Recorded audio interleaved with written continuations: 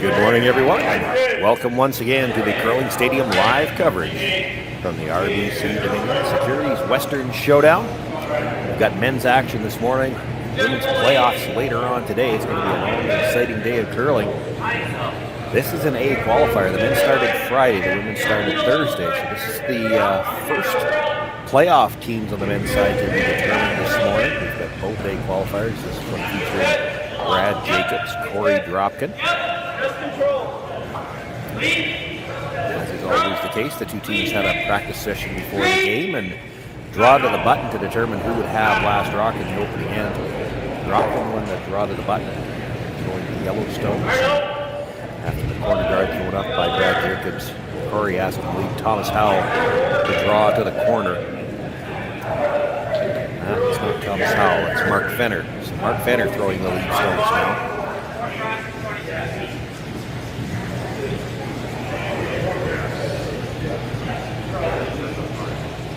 Thomas Howell is the second, then I would guess. Anders DePera the third. Korey Dropkin, of course, the skip was last. He was in the house.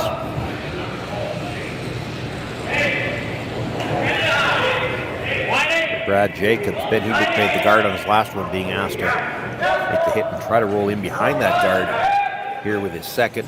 Brett Gallant is the second. On the right as we look at them, Mark Kennedy the third, and Brad Jacobs the skip.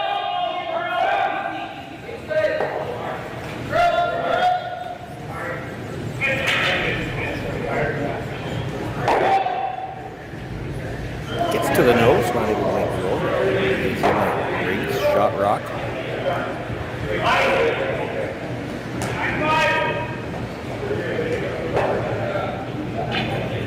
So now Dropkin for the roll. In behind cover, you saw him gesture. The plan B would be all the way across and then maybe 8 foot on the other side. Has to make sure they roll a little bit. If you hit this right on the nose, you're probably not going to break this.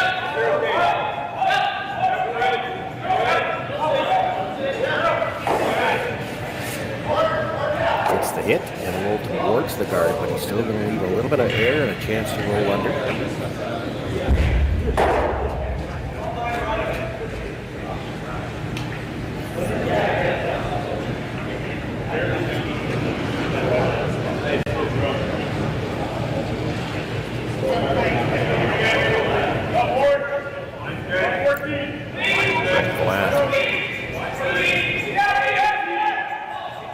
On the brush right away. Still got to curl a little bit. Waist is close. Takes the hit, rolls across, and that's 3/4 to 7/8 undercover. That's a good shot. Now it was the 5th stone at the end, so they can make a play on the guard now.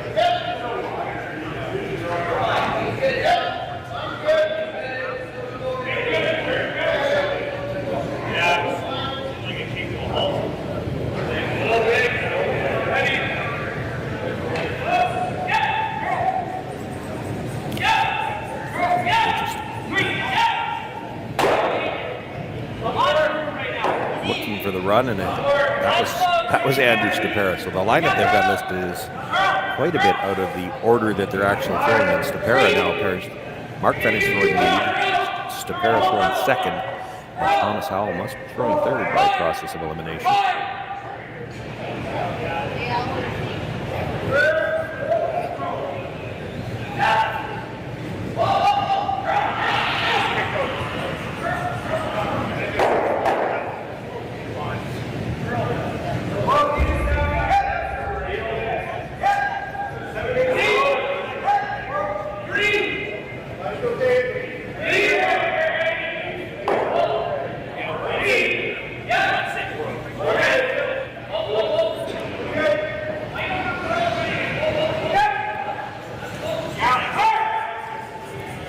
Looking to guard that stone, and then 12 foot wants some separation, make that double a little tougher. Curl a little bit, they did leave about half of that stone. The problem with that for Korey Dropkin is he took it out. Guard in a pretty good spot. Rather just come around a bit better one at a top of the 4-foot buried. So he's going to play the double again.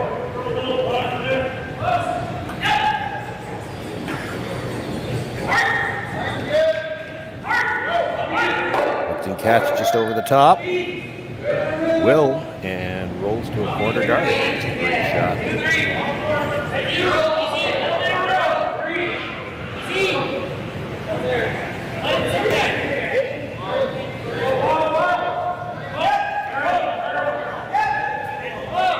Brad's not going to be too interested in going around a corner guard this early in the end. Might try it late in the end just to get the force. For now, we'll come into the 4-foot on the broom side of the center, just to make that roll behind the corner longer.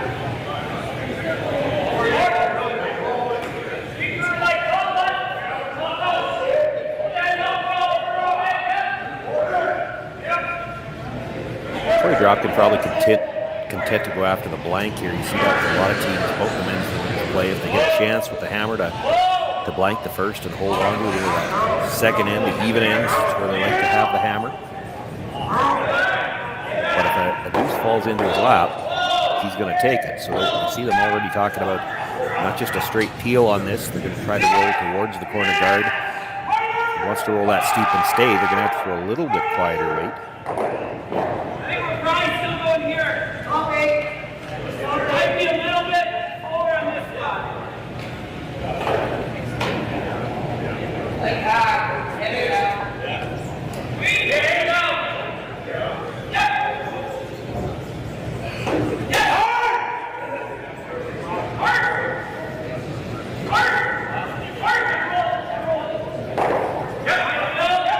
Hit. Is he going to be thin enough to get into the rings?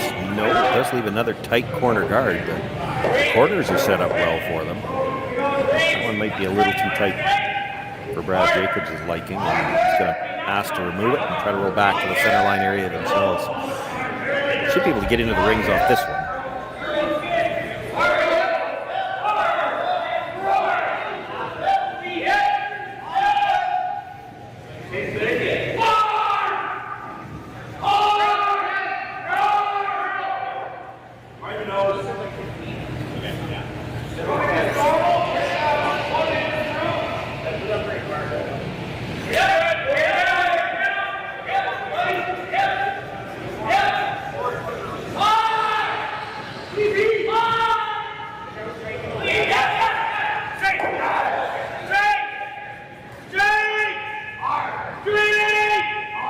Makes the hit, rolls all the way across, and full 12-foot on the other side. Almost got a little spin into the 8-foot at the end.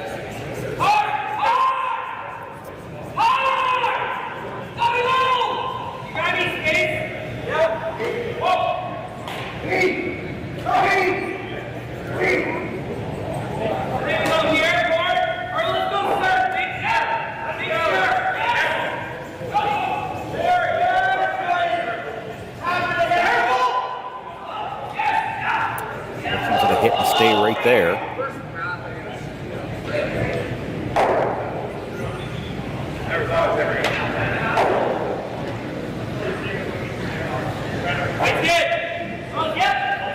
Mark Kennedy looking over the top, kind of looking for the same thing I am. Do you have to roll inside? They'd love to hit it right on the nose and be in the rings. You roll towards the center and you just make it a little bit easier for Korey Dropkin to try to roll in behind the corner guard.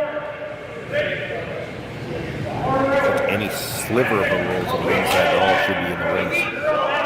Nose might be, but it's tough to tell.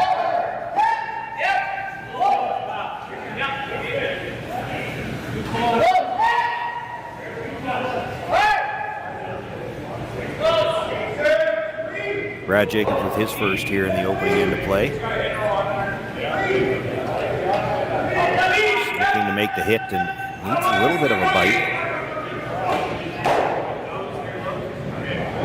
That's what he gets.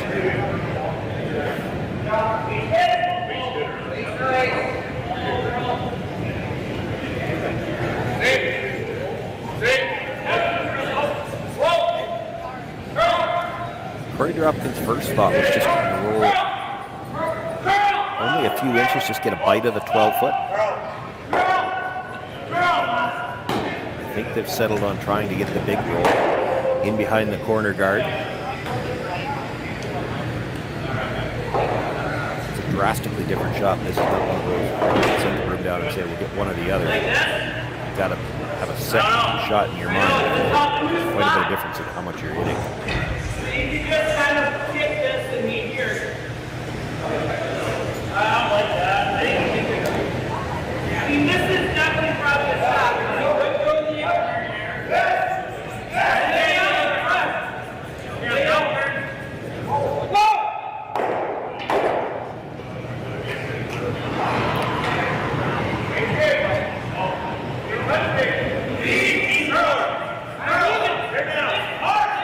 Already sweeping for Curl. Boy, you don't want to hit this just on the high side. You'd stay out of the rings, and Brad Jacobs would have a chance to come around and maybe get the force.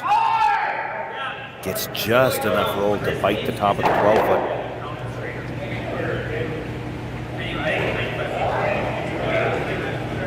Have to make a play on it. Now, he's going to try to get the roll in behind the guard. There's no reason not to go hard for this roll. If you roll out, you're probably looking at a blank anyway.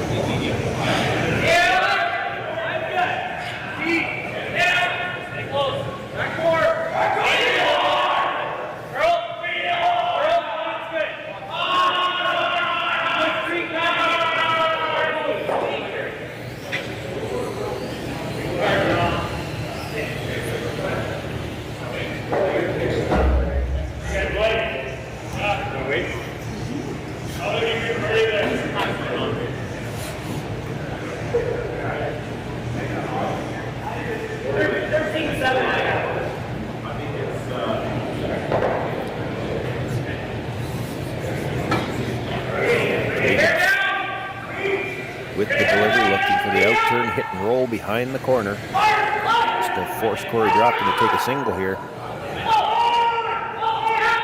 This is close, might be a little too thin, might go too far.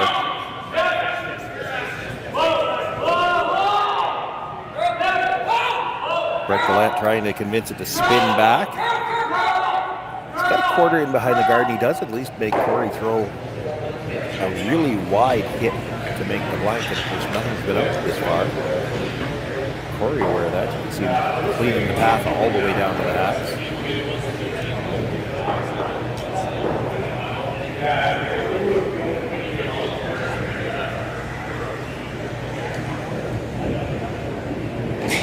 About 3/4. Hit that hook anyway. Guard's in his vision. The only thing it's doing is just providing a distraction.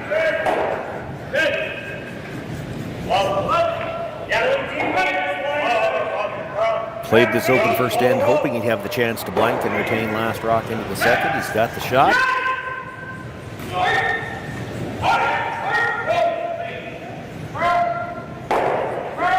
By the guard, makes the hit, and he does roll out of play. We've got a blank here in the opening end of play. No score between Korey Dropkin and Brad Jacobs, second in action right after this.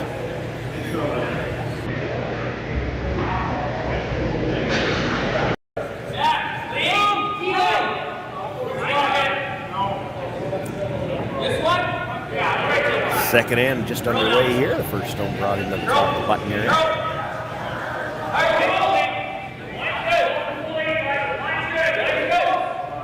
The first one is the guard and the logo. It's hiding on me. The second one comes around, now looking to freeze on the face of that.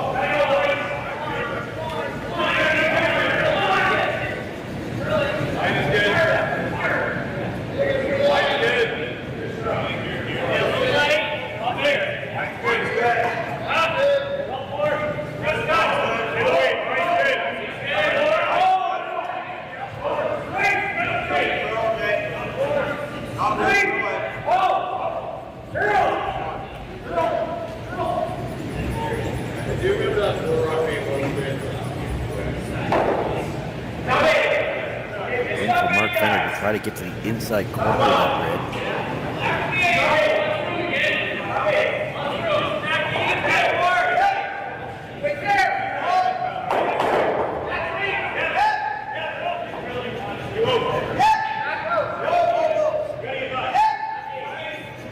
Kind of caught in no man's land. There wasn't much they could do. It was hanging on the outside of it. It ends up tapping the red to a better freeze on the yellow.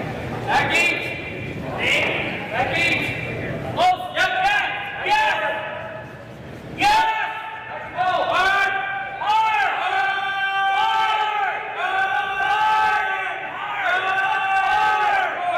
Hard. Eat.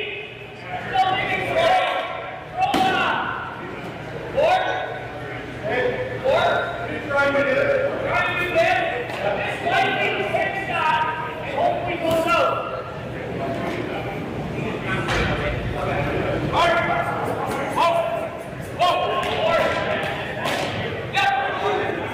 So looking to get a lot out of this rock. He wants to hit on the inside, get the roll underneath the red guard, and still hoping to make contact with the red-yellow combination at the top of the four-footed. It's going to be tough to get both. I think if you're getting rolled behind the guard, you're probably missing on the red.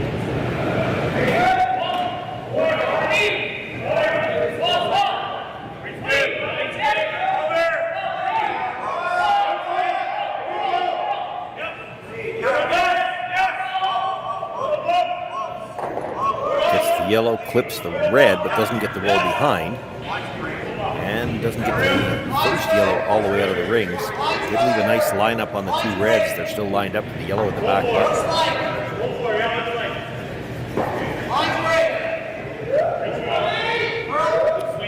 Tough spot for Korey Dropkin. He doesn't like those two reds where they are, but it's not to do anything about them.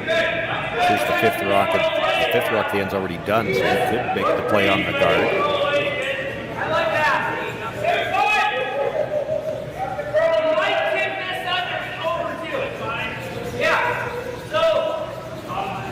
That's what they're looking for. Run the guard back, clip the one to the top of the 8-foot.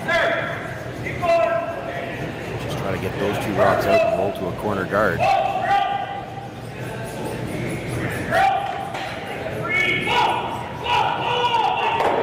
Red onto red. Does jam it off that stone at the back. They both roll out. And the original raised stone stays in the 8-foot. Got the guard off the center line though.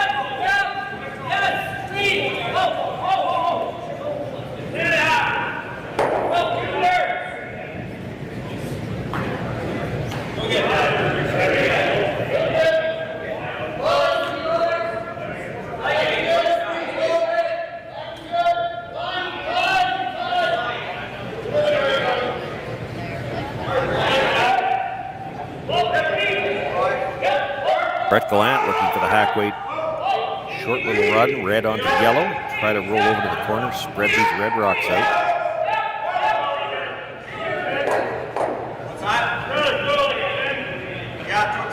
It's pretty well done.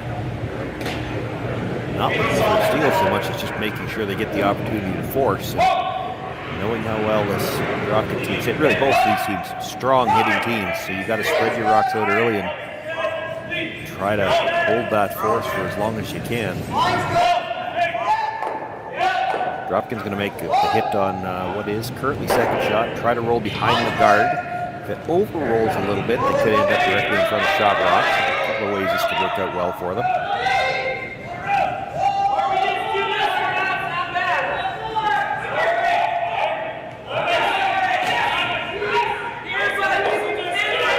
Makes the hit. They'll roll past the guard. Does stay corner frozen actually on shot on what was shot rock. It's hard to tell who's shot now. I think it's still the red.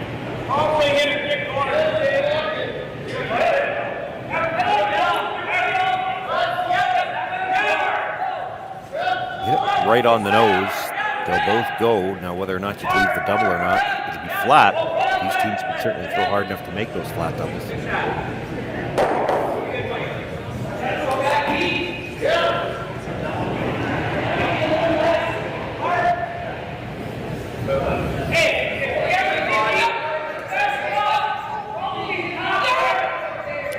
Wondering the same thing.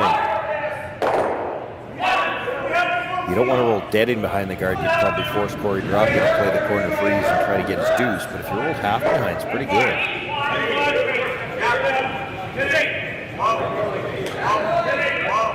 Probably takes away the long flat double.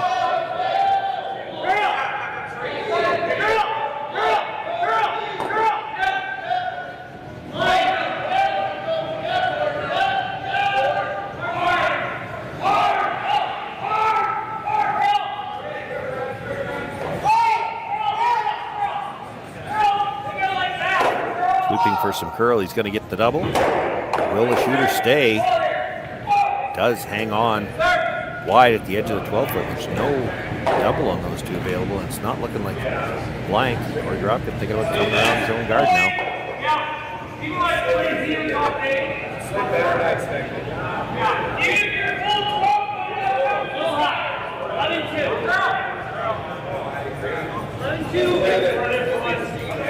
I heard him saying even if it's just full 12 and only second shot for now, there's a chance for a jam on the side.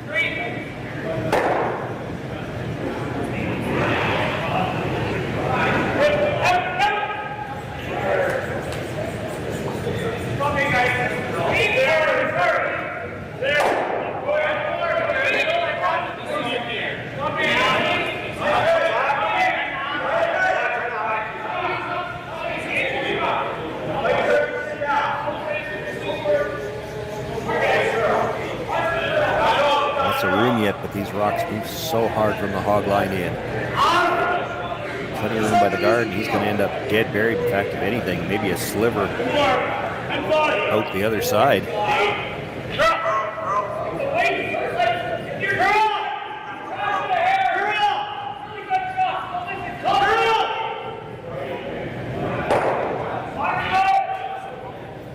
So Mark Kennedy going to try to follow it down, stay on the inside corner. They can also tap it a little bit. That's the discussion. Critical to get close to the nose if you're going to play the tap. 3/4 on the high side is frozen. Is still probably shot rock. Maybe 2/3. You get right to the face and freeze, you wouldn't be shot rock in front of the tee line.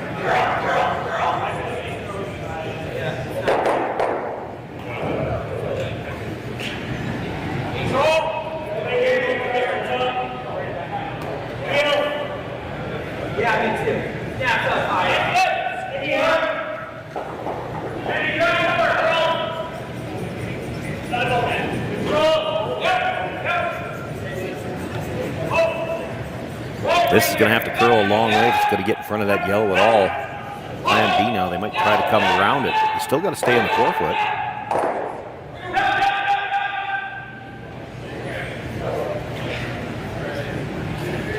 Ends up just biting the back corner of the button, and it is fully open. A chance for Dropkin to hit and roll to the open side. Maybe set up the deuce here.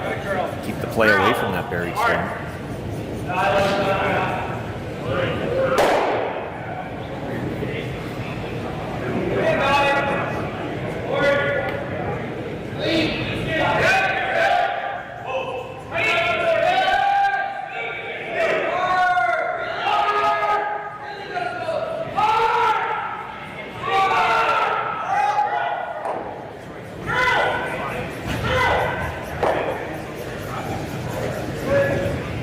Takes the hit, but on the roll, is he going to stay for second shot? No, it rolls too far. It does stay in the rings, but it's third for now. Gives Brad another chance to play the corner freeze on the yellow.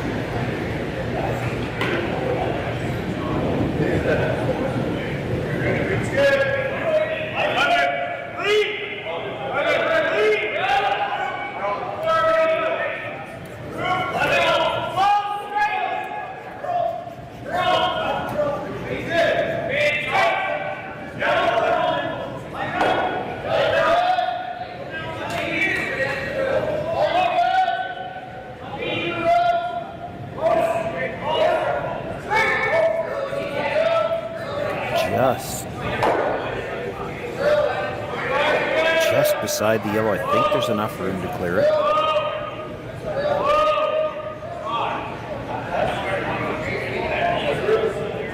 I'm not positive it was Korey Dropkin.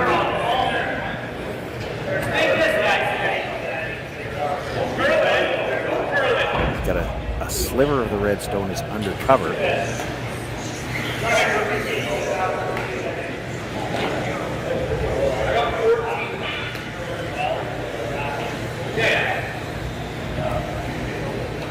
Take the red off the yellow,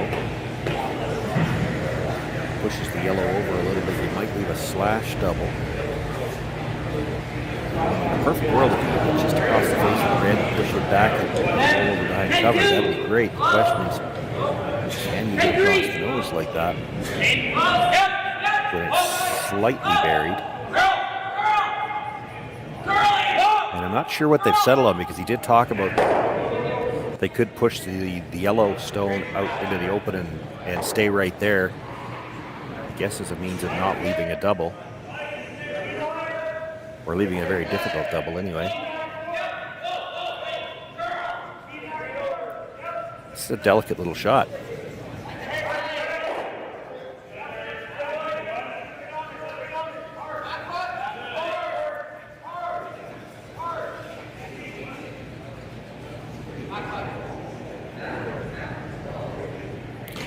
So Korey Dropkin with last rock here. This is his first in the second end, trying to make the tap back on Brad Jacobstone and see if he can't set up his deuce. This is going to have to curl a long ways.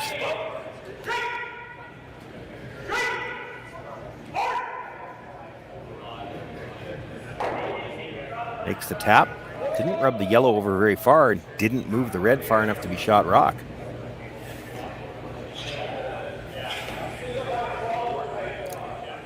The slash double on the yellows is probably there. It should go over the top of the red. You lose your shooter and you leave him an easy shot for two, or for one though. No, there might even be a double for two. If you double the two yellows and lose your shooter, there's a double on the red at the side of the 8 to that red at the back of the 4. And that would be for two.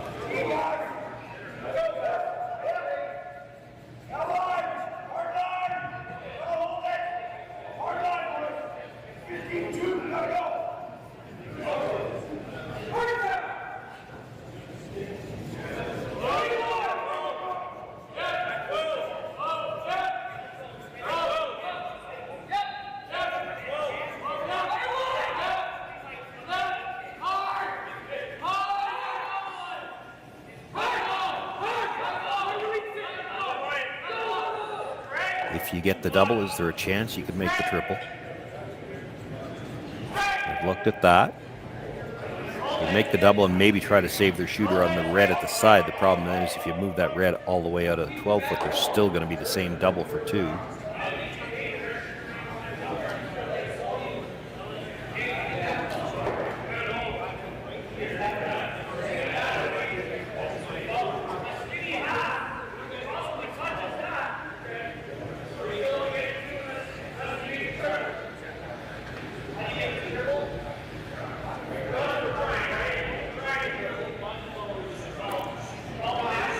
It's a tough spot for Brad Jacobs. I know exactly what's causing the dilemma. Like I don't see what to play here either.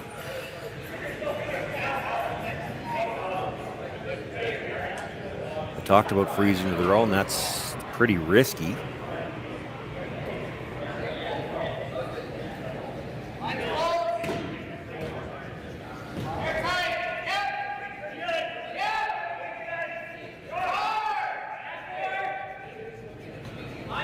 Brett Gallant seems to think that if you hit this right, you hit the yellow, slash it onto the one at the side of the 4-foot, it's going to go across the top of the red. And he seems to think it might actually clip the yellow at the back. Now, if it clips it and rolls everything out, great, then you've made the triple. If it stays there, it really doesn't change anything.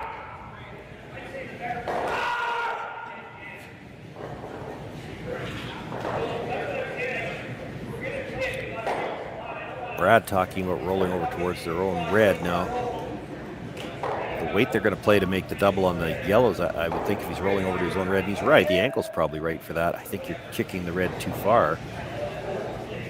you could roll over there and sit 3, then the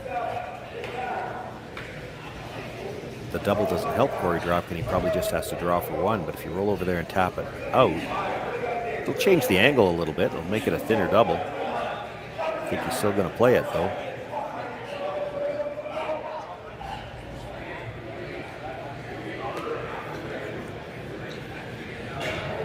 The front end has had their say. They've made their way back down to the other end.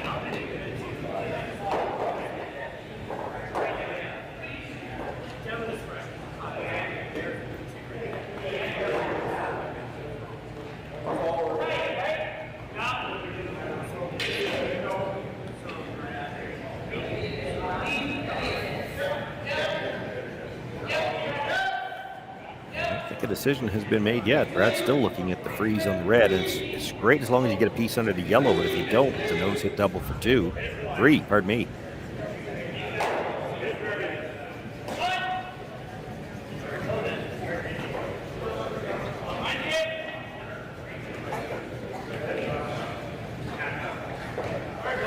Back to playing the double on the yellows.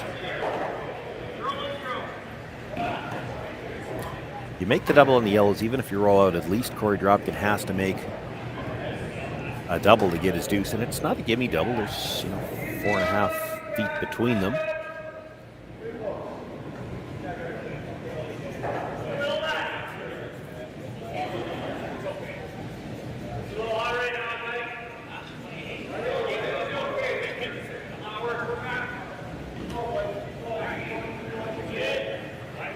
Brad Jacobs with his final stone here in the second end without last rock, looking for the double on second and third. Makes the flash, catches the second one, but it actually catches the red as well. Well, touched all the rocks as it sits. They've moved the 2 reds back a little farther. The double's still there, but now with it being closer to that yellow, does it clear the yellow?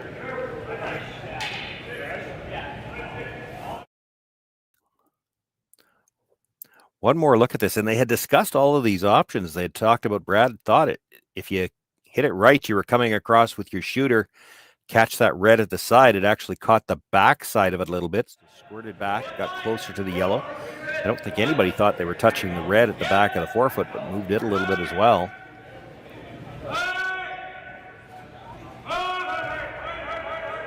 You definitely could make the double between the 2 reds. The question now, though, is with there not being a lot of room between the red and the yellow at the back 12, does it clear the yellow? And I'm not sure it does. I don't think Korey's sure it does either, or he'd already be in the hacks.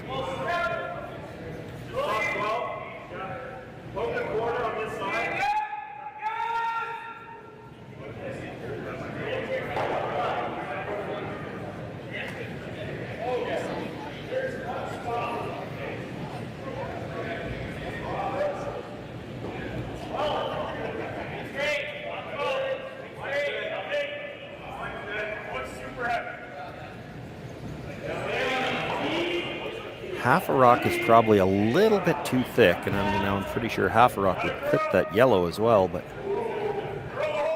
it might be just there.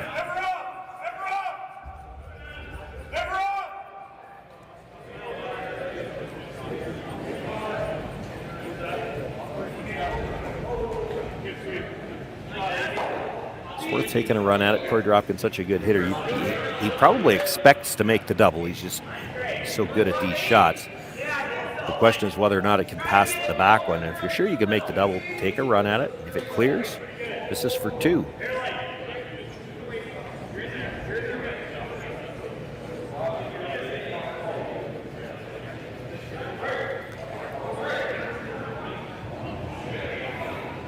Actually, on that last double attempt, he clipped that red out of the side on the other side too. That's not impossible that he could blank the end off this too.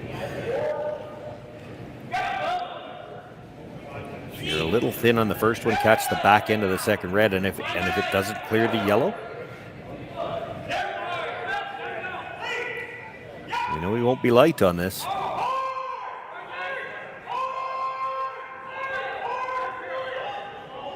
Going to be thick on the first one, makes the hit, but it definitely into the second one, and his shooter comes across.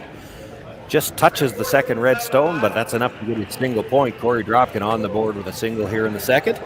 Brad Jacobs gets the force, and we'll have last rock in the third.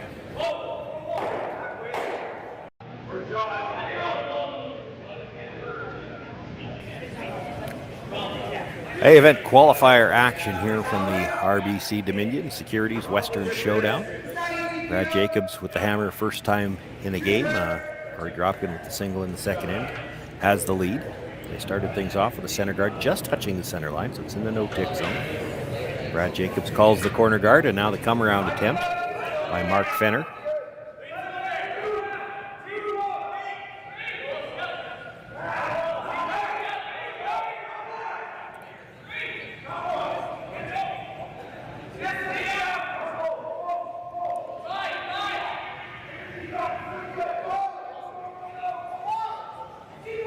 Had to brush that most of the way down just to make sure they get by, and it does stop just in front of the tee line. Shot rock with a big piece of the button. Brad Jacobs, for now, looking to come around. Yellow sit on the corner of that shot stone.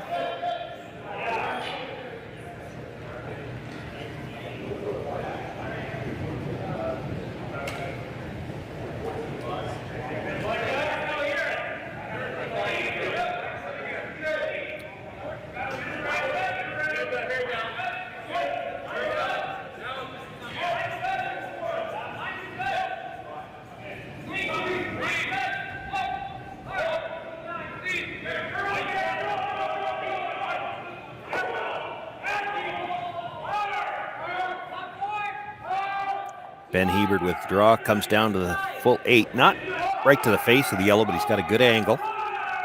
Sliver under the guard.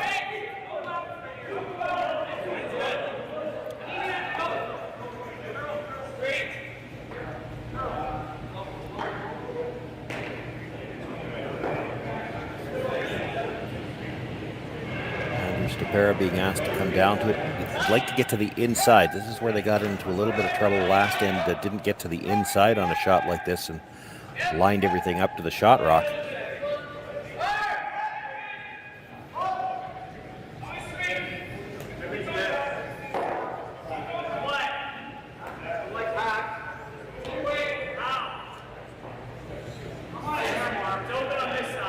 Comes up a little short here, touches the guard, but does take away the little tap on the red for now.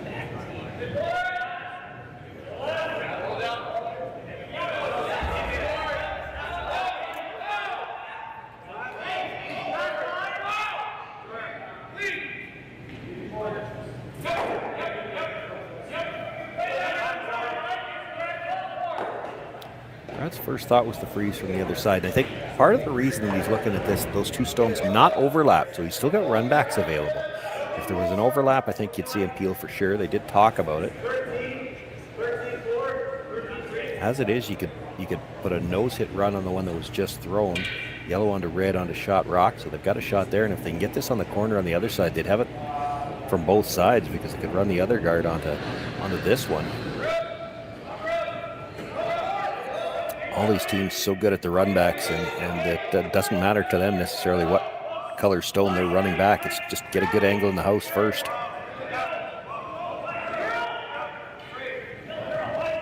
This one's got a lot of room by the guard. They're sweeping to get it to curl. Outstanding job on the brush by Mark Kennedy. Gets it right down onto the face.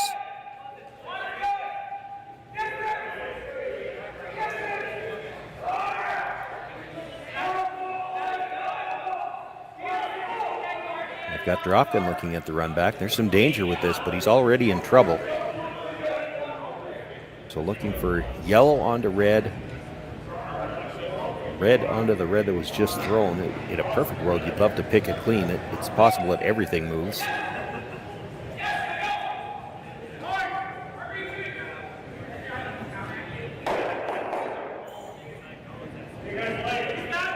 Stuffed the first one back and actually overlaps the two yellows. So Brad Jacobs sitting one buried, top of the forefoot. Have to think he's coming around the corner here.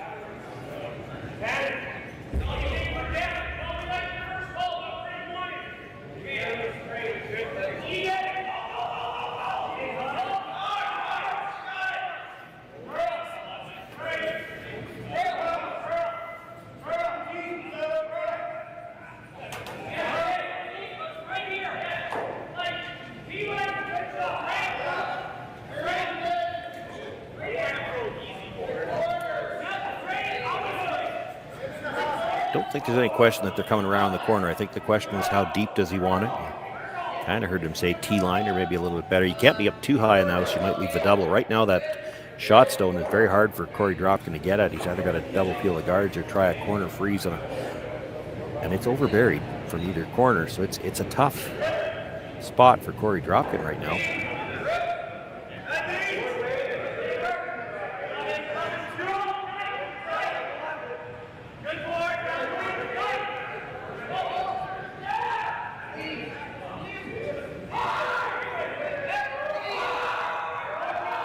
A lot of room by the corner guard. Now we do know there's a lot of late finish here in Swift Current.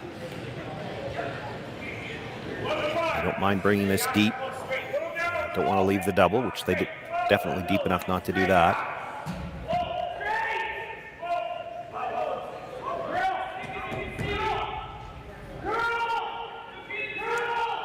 Korey's got to do something about that overlap. He's looking at if we make a play on just the one guard, can we run it towards the one that was just thrown?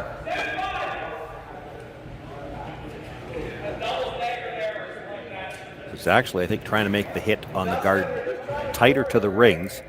Hit, boy, almost as much as you can see.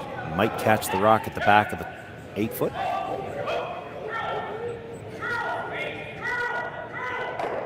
It's close. Boy, there's the bonus. Not only did he clip it, but he rolled into the open and stays in the rings. It makes coming around the corner guard a little tougher. Probably won't be second shot rock, and he's buried. Still not a bad result. One more look at this, and it is worth it. This is a good shot. Good just to even see the possibility. Clip the back guard of the two. Dead jam it onto the stone at the back of the 8-foot. Brad Jacobs looking at making a play on that stone now.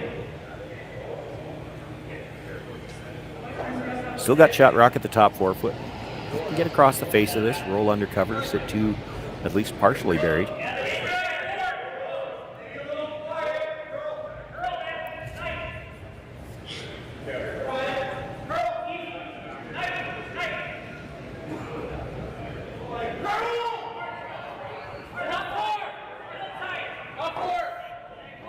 On the sweep for curl most of the way down. He gets to the nose, not able to roll it behind cover.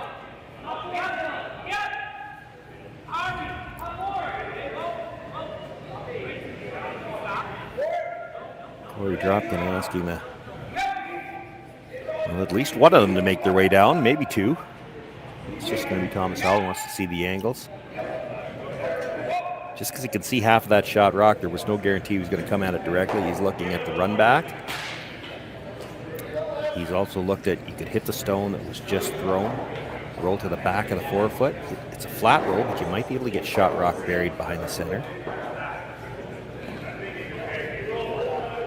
You might be able to see enough of the red to make the slash double, the red on the top of the 4.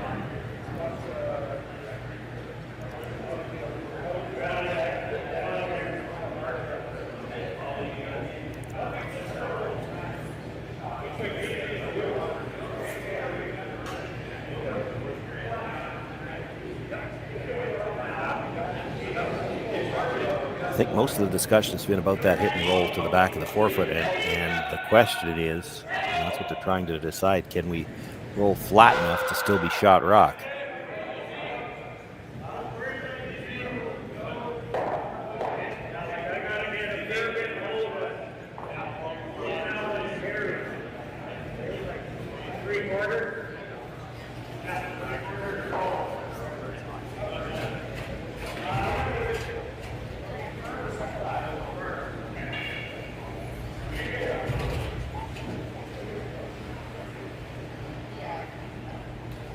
They've decided that they probably can't get shot rock on the hit and roll, so they're going to play the run back.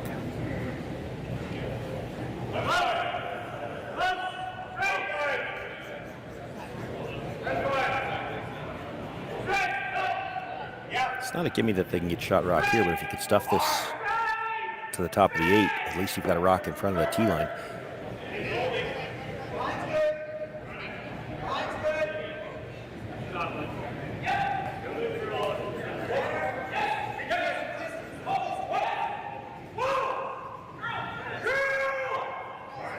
to get just a sliver across the face. He's close.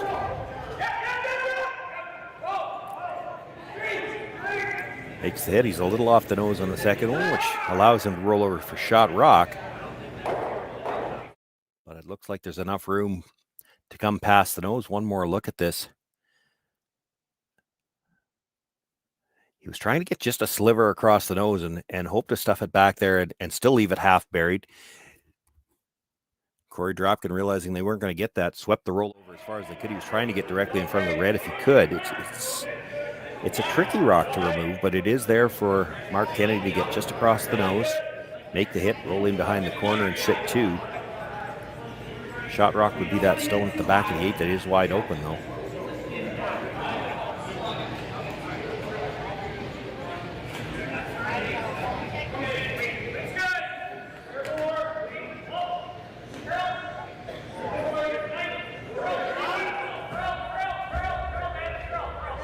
To get across the face, or he jams it on his own at the back. Sweeping for curl to the nose and does get past. Takes the hit. Rolls over, if anything, maybe a little bit past the guard, but sitting two for now.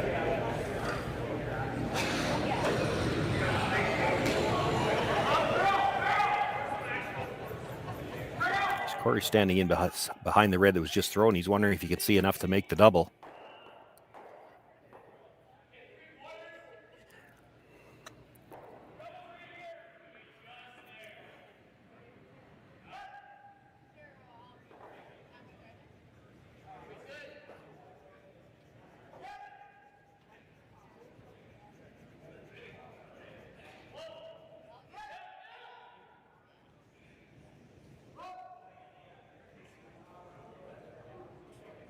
They talked about hitting the shot rock and just try to roll buried too, but this was the first one he was looking at, and I think they think it's just there. I think I heard just there as a phrase.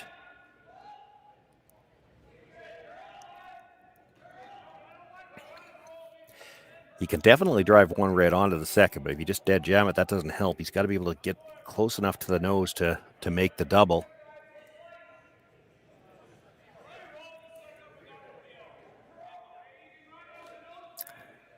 Yeah, it's probably there, but it sure looks like you got to come tight by the guard. You probably don't, because it finishes up a little bit.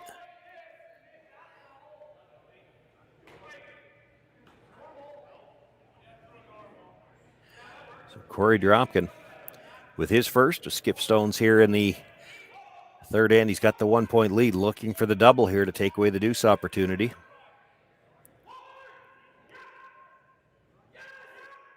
Well, he's tight by the guard, but he's by. Makes the hit, catches the second one, caught it fairly thin actually, but enough to get it out, and hangs his shooter on for a bite at the edge of the 12.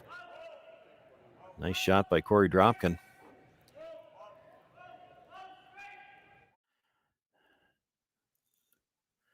We're going to wear out the replay machine with all the good shots at this end. And not just a good shot by Dropkin, outstanding brushing. They had to really work to get that by the guard.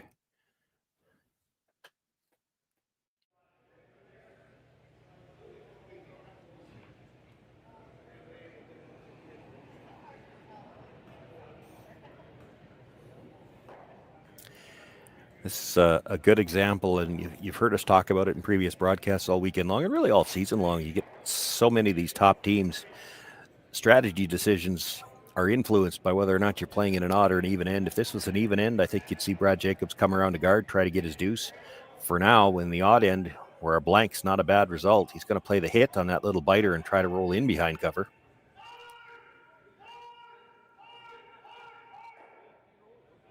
Makes the hit. Rolls past one guard. Rolls past the second guard, and he will stay for shot.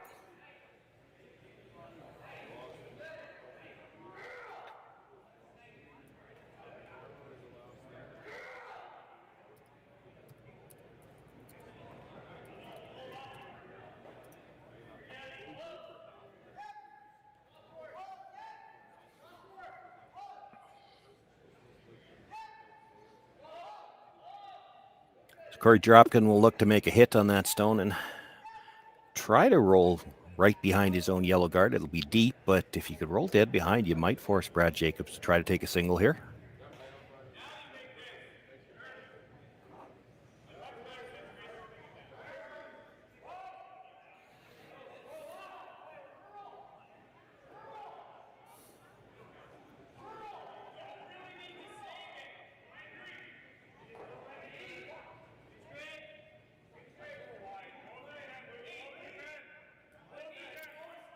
Korey Dropkin with his final stone without last rock here. Made the double on the first to take away the deuce opportunity. Now, if he can get the hit and roll behind cover, can he get the force? Gets the hit. The roll is going to go a little bit too far and right out of play. So it'll be an opportunity for Brad Jacobs to simply throw this one through. Get the blank here in the third end and retain last rock into the fourth.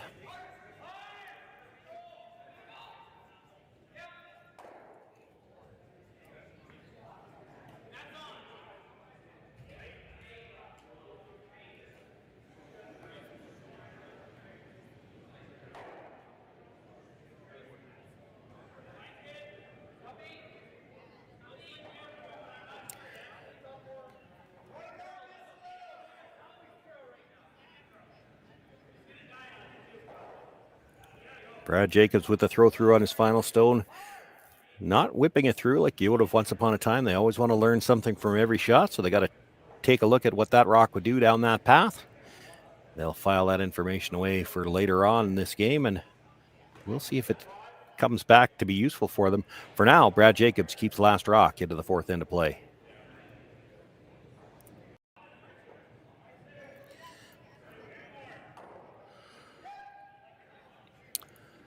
Well, Korey Dropkin had the hammer in the first end, did exactly what he was looking for, got the blank, took the hammer into the second, but unable to generate his deuce. He had maybe a shot for the double on his last one, clipped the back stone and rolled across, got the single. Brad Jacobs had the last rock in the third end, was able to do the same thing, got the blank so that he could keep last rock into the even end, and now we'll see whether or not he can generate his deuce here in the fourth. We see the center guard go up to start the end, a corner to follow, and now Mark Fenner looking to come around his own center guard.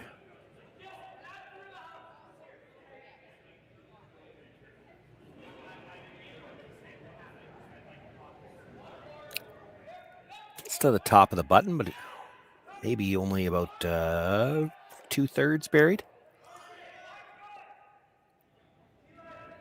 Ben Hebert will look to follow that down, sit on the face of it.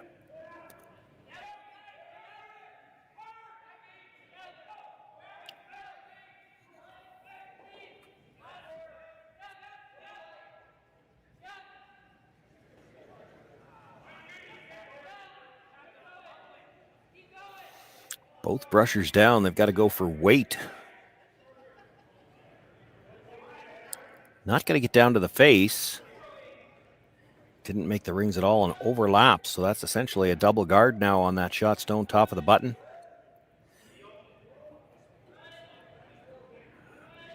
Korey looking to put one more or a long one up. This is the fifth stone of the end. They know the peels can start after this, so they want to make it as tough as possible. Brad Jacobs is going to have a little work to do to open up the middle so they can get at shot rock.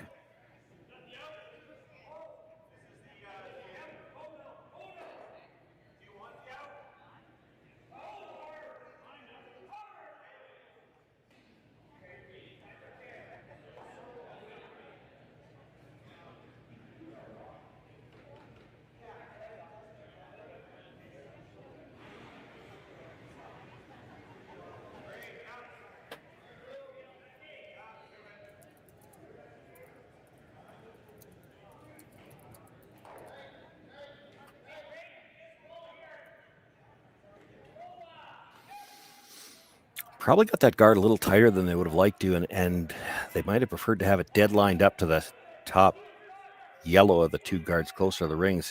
It's possible, I think. Well, I thought Brett could get all three guards. Looks like they're just looking for a double.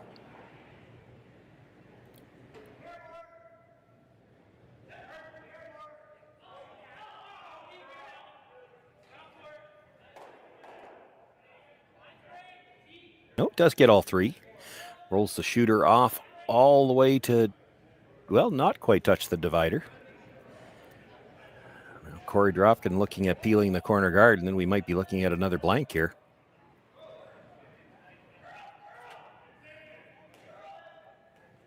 Korey and Brad wondering about that red at the other side. I can tell you that Mark Kennedy was with that rock and he watched it. It did not touch.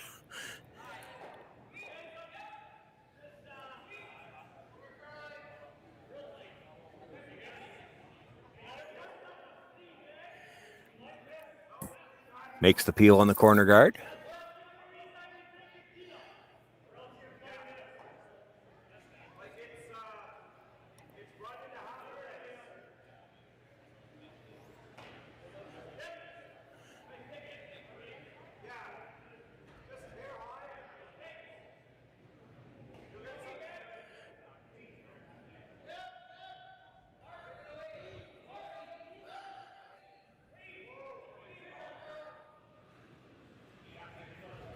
So Brett Gallant with the hit on the shot stone. Will stay right there. Both teams will likely be content now to simply exchange hits. We may see a second blank in a row. There's been a lot of discussion at this event and others, and I'm sure around your local curling club about the Grand Slam coming up in January, where they're going to test a rule for the first time that if you blank 2 ends in a row, you lose the hammer.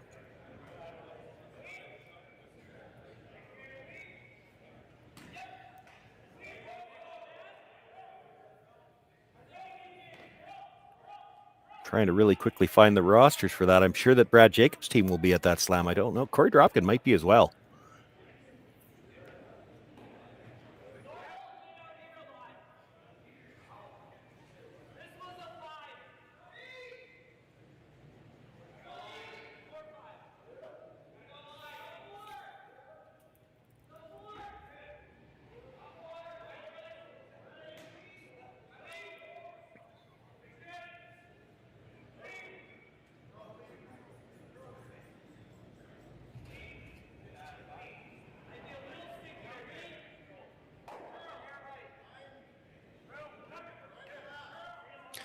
Makes the hit, stays right there. So exchange of hits continues.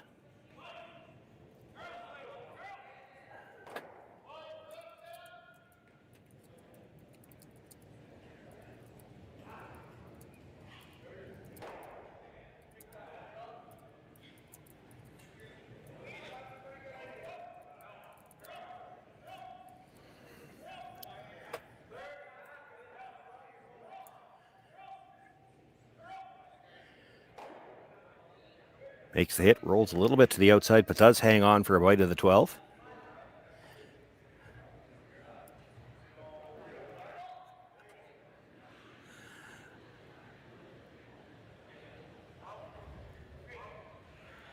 Well, that's, I have to admit, I chuckled a little bit. That's almost funny. How good are these guys? That rock's only got half of the 12-foot, and Brad Jacobs still looking to roll just a little bit farther to the outside to bring that guard into play. This is such a fine shot if he makes it. This is going to overcurl what they had in mind. May not stay at all.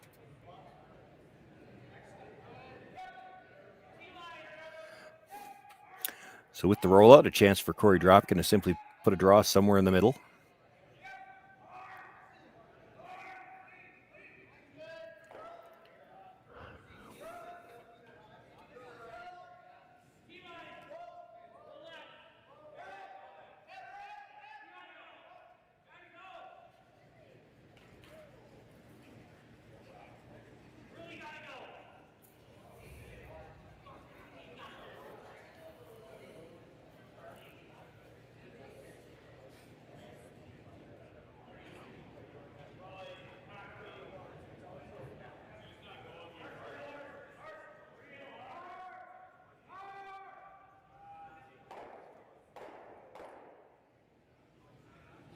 Tap the ice for the back 4-foot here, and part of that will be just doesn't want to leave Brad perhaps a chance to try to roll wide to the edge of the 12-foot on that yellow on the other side that might be covered.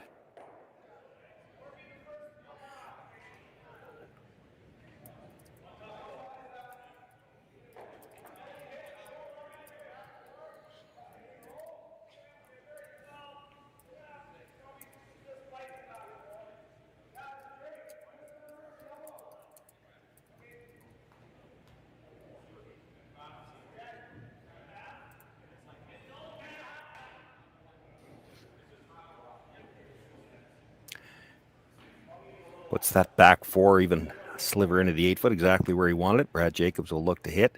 Can't really roll towards the corner. If he was anywhere near that yellow corner guard, which is only protecting a sliver of the 12-foot, by the time you got buried on it, you'd be out of the rings. So he'll just look to hit, stay right there.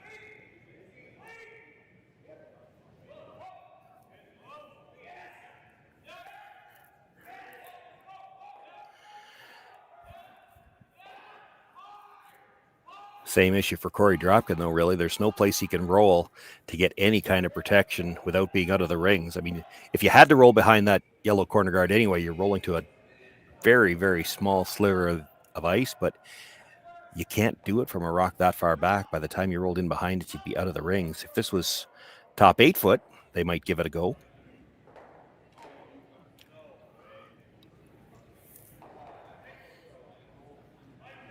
Didn't see any indication that they were going to try any kind of roll just to change the shot. So probably looking to hit right on the nose and force Brad to roll at least 5 feet to get the blank.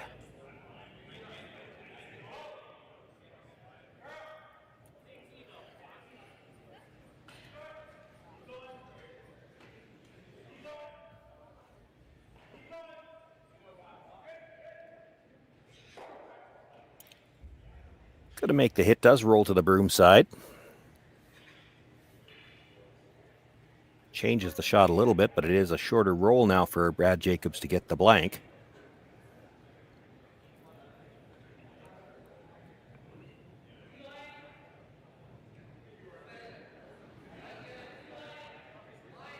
Final stone here, fourth end.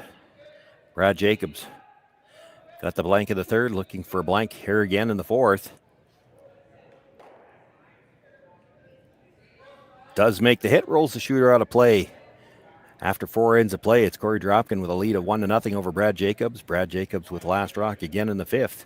You're watching the A qualifying action from the RBC Dominion Securities Western Showdown.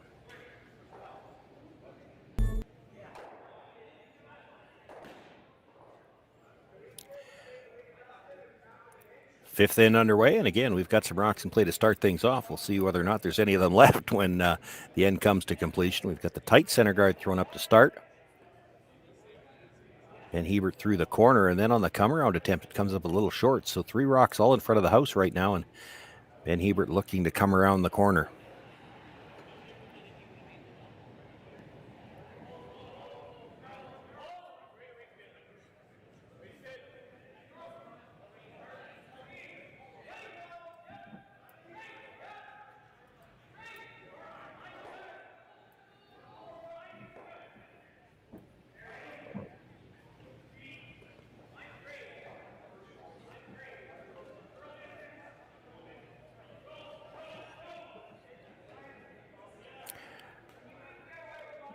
Great line coming by, as you heard Brad Jacobs say, and he comes into the 8-foot dead in behind cover. This is still just the 5th stone of the end, so can't peel the guard. Going to look to follow it down, try to sit on the corner.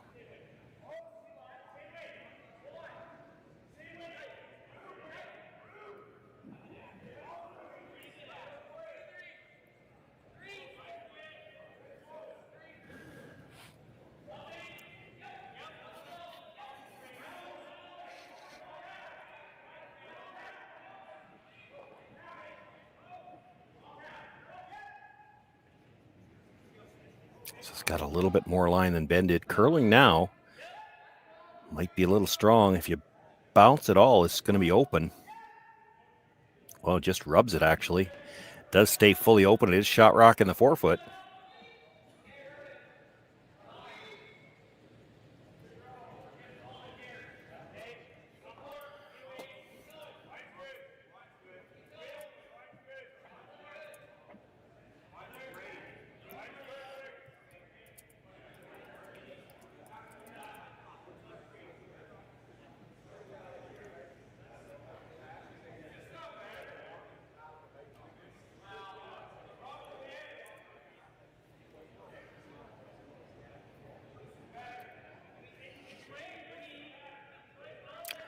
Brett Gallant looking for the hit. Can roll behind cover, sit 2. This is really going to have to curl to get off the center guard, though.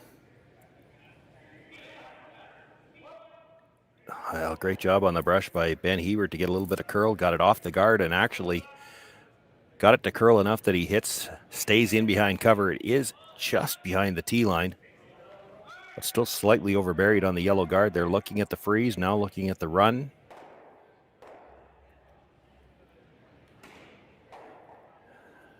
Kind of looked like Korey was asking for a preference. Which one do you like better?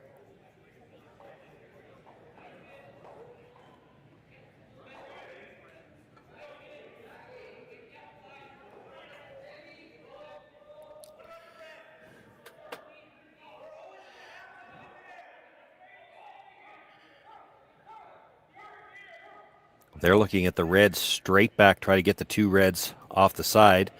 I think I heard we're always going to have that straight back on the yellow. That's just how much confidence these players have on a run back. They're looking at a run back. It's probably 8 feet between the two stones. And they feel like they don't have to play it now because they're always going to have it.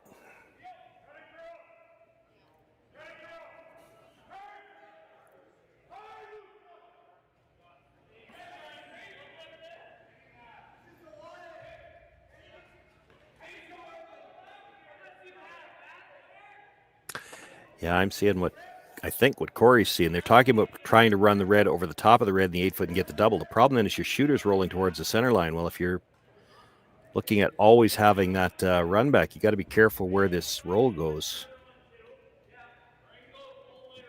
Be really easy if you try to make the over the top here to roll in front of that red or that yellow, and then you don't have that run back on the other side.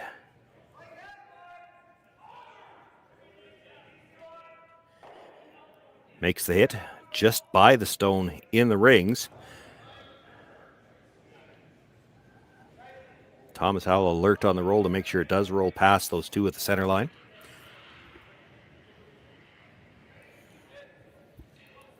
There's a thin double available on the reds in the house now, so Brad looking to guard the second shot stone.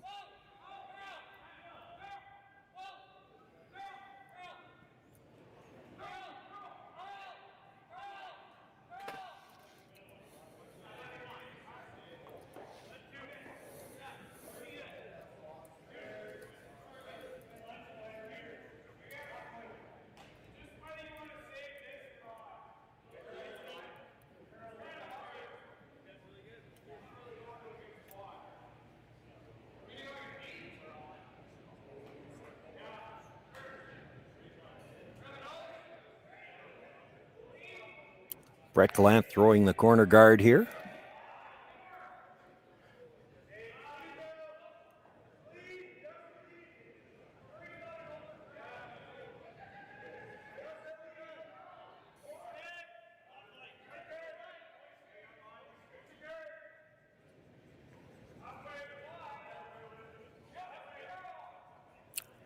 A little tighter than the one he was replacing, but it does cover the second shot stone.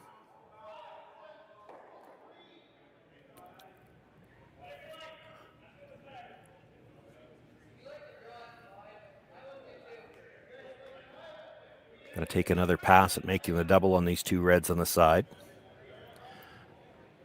Thomas Howell this time.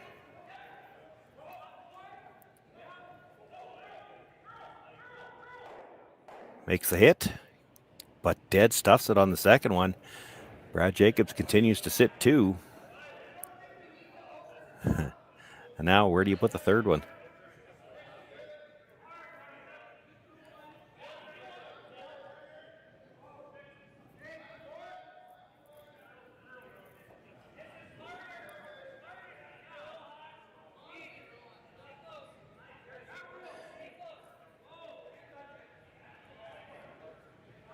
They're going to make their way down and look at the options here.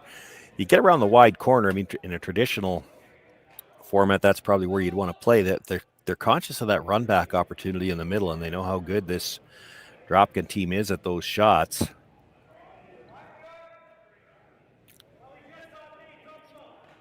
You might be able to come through that port with the intern, just tuck a little piece and make it tougher. The problem is there's two run backs up there. One's on a slight angle, and if you come around and sit, say, top 12 takeaway run, you'd leave the other one. You'd probably have to be all the way into the 8 foot, I would guess, to take both of them away. Now you could play that.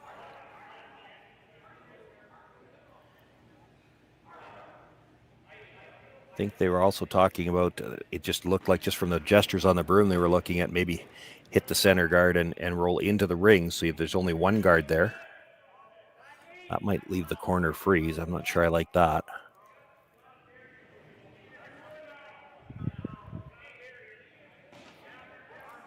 First thought was to come around the corner guard, and it looks like that's what they're going to go back to. They did discuss all the options.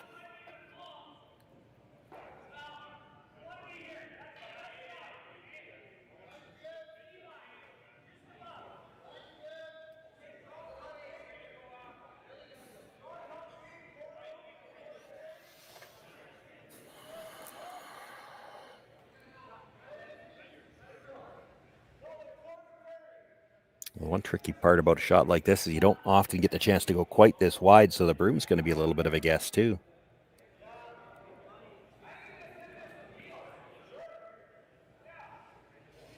If you're not dead buried, you're going to have to be deep to make sure you don't leave the double onto the shot stone.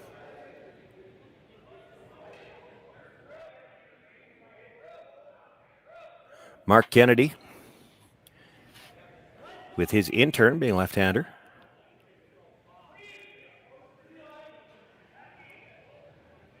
Still got a ton of room by the guard.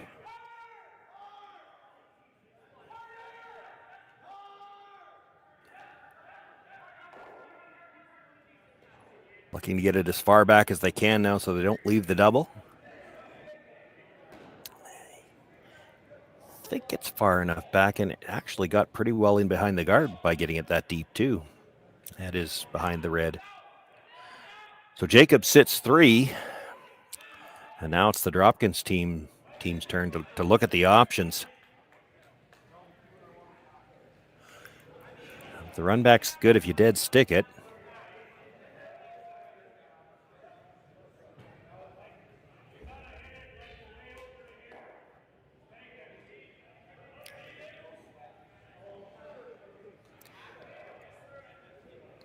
They don't have direct access to any of those red stones.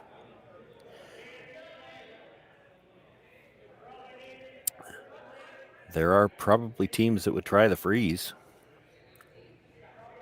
Well, you could play the freeze on the in turn. You actually could just play the come around on the out turn as well.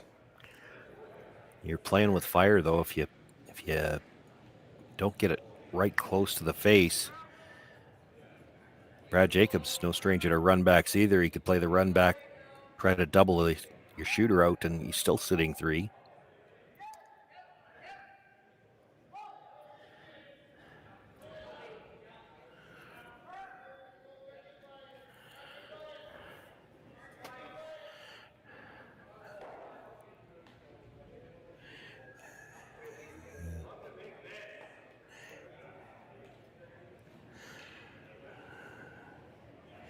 I've done a little bit of coaching at times over the years, and this is one of those shots where even if you had a coach and you called him out for a timeout, and I'm a little bit of a sarcastic individual at the best of times, so I did this to a team once, and they called me out for a timeout in a situation that didn't look much better than this, and they said, well, what do you like? And I said, well, I'd like to be throwing red. This is a tough spot.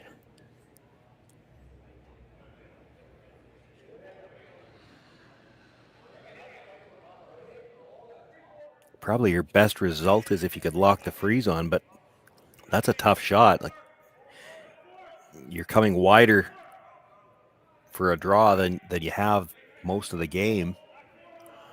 I don't think they're even considering that. They're looking at a run. Oh, maybe they are.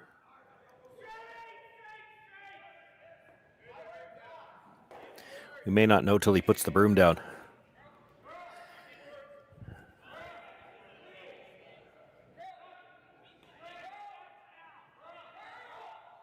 Yeah, they are going to play the freeze. It is the best result, and it's certainly all weekend long it has looked like it is there. The part that makes it difficult is because that rock is a foot off the center line. You've played lots of draws coming towards the center.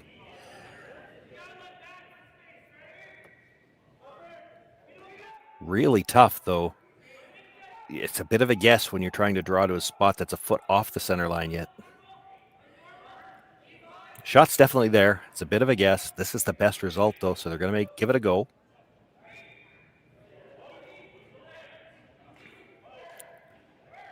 Lots of late finish here. This is going to look like it's a long way out at the hog line. This might be a little strong, though. No good options. Heavy actually goes right by it and to the back 12. It's already 4th shot.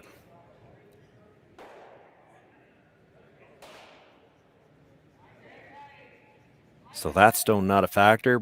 Brad Jacobs considering the options, and his best option might be to try to take that shot away. Just get something there. You see him tapping top 8 foot. You'd like to get a corner in around. It would take one of the run backs available. Maybe just a sliver under the guard.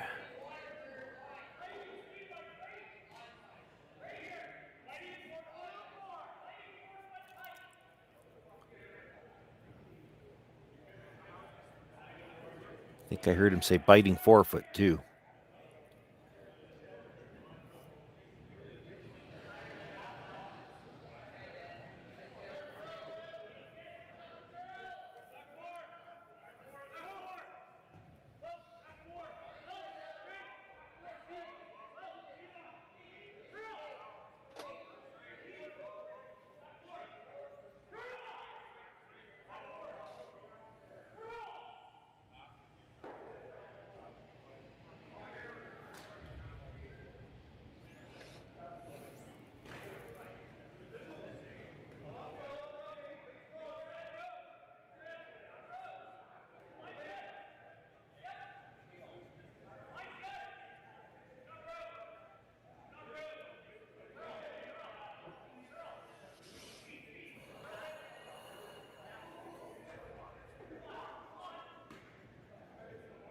By the guard now, is it going to be deep enough to be fourth? It does just bite the 8-foot, I think.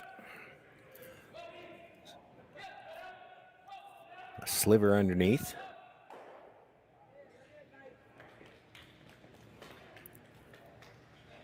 Korey thinking he might be able to hit enough of it to catch the stone in the forefoot, at least double them out. Might even be able to make the triple off the one at the back, 12.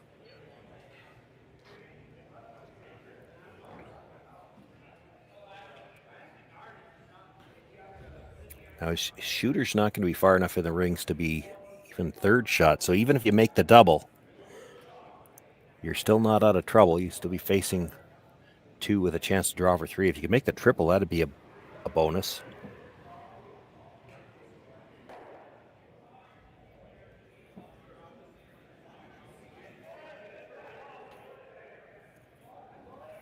If you could make the double, it's going that direction. It'd be close to getting all 3 of them.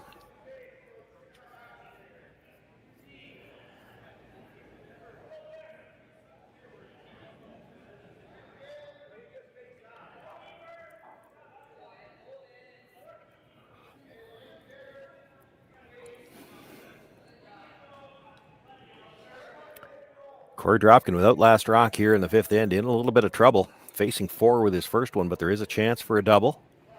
Maybe a triple.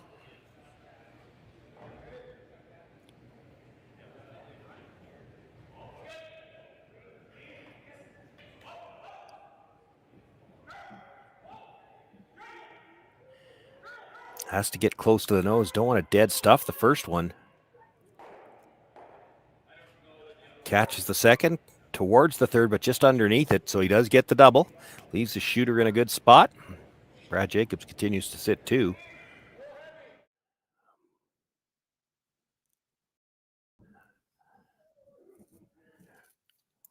Really good shot by Korey Dropkin on his first to at least maybe give himself a chance to get out of trouble.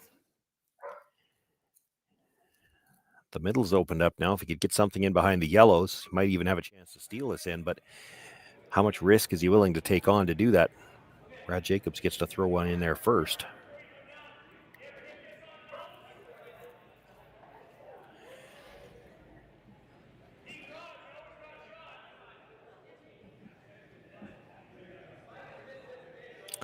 First thought was to come around, and I think this call came from the other end. Do you make the double on the yellows? Just stay in the open, and then if Korey Dropkin makes the come around, you might have the angle run in for 3 anyway.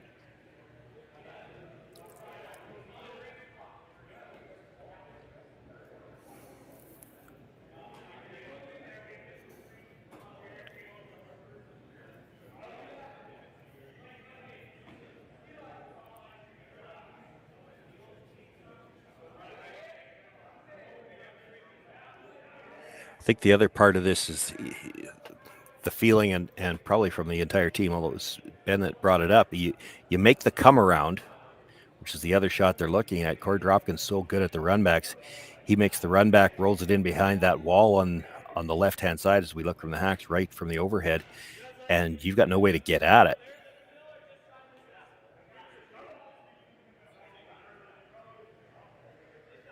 Draw was their first thought, though, and it does look like the more natural call.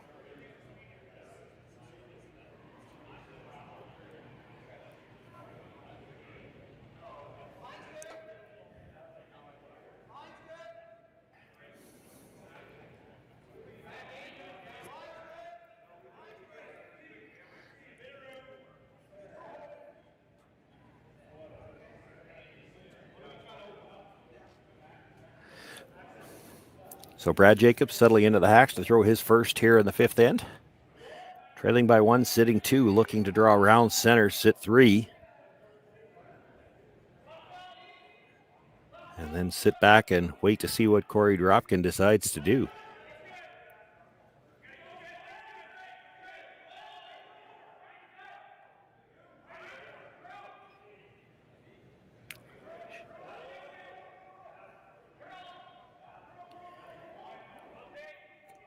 Needs to be deep enough he doesn't leave the double off the side one. Yeah, we'll get just deep enough for that. And close to half behind. That's as good a spot as they could put it, I think. It was what they talked about. You get half behind. It makes the run back a little trickier.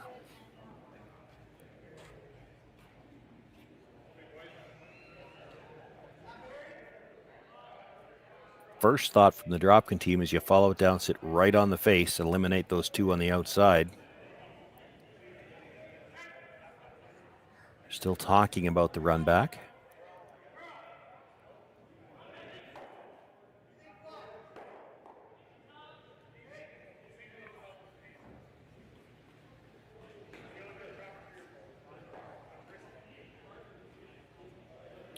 You got all kinds of room with the run back to roll and still be shot rock behind cover.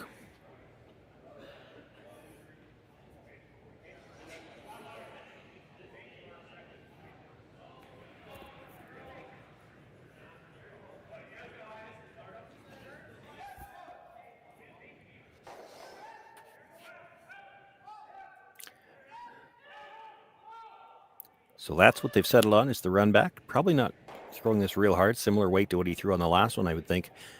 Nose hit will roll it towards the wall of yellow on the left-hand side as we look from the hack view.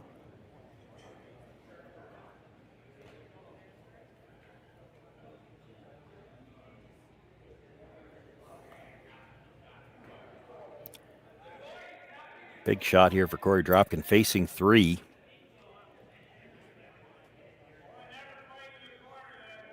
Looking to make the short run back and roll it behind cover and see if he can't take all of them away.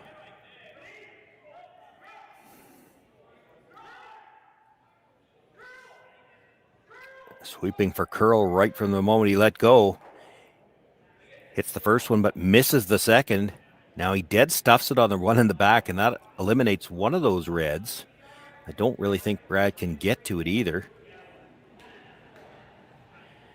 You could play the double straight back off the top one. It would be for 4. You're already sitting 2. There's a port to draw and get 3. It's not a wide port, but it's there.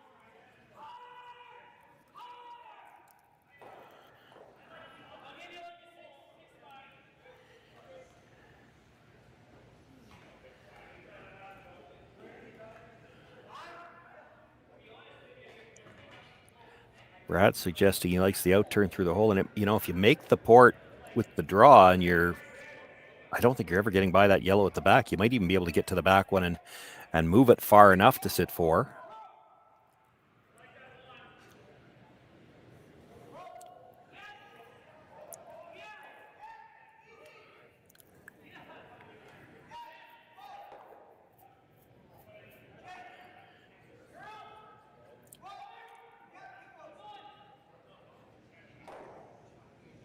Looks like they're talking about the port with back 12 weight. He only needs, if he gets to the yellow, he only needs to move it about, 6 inches is plenty. 4 inches might be enough.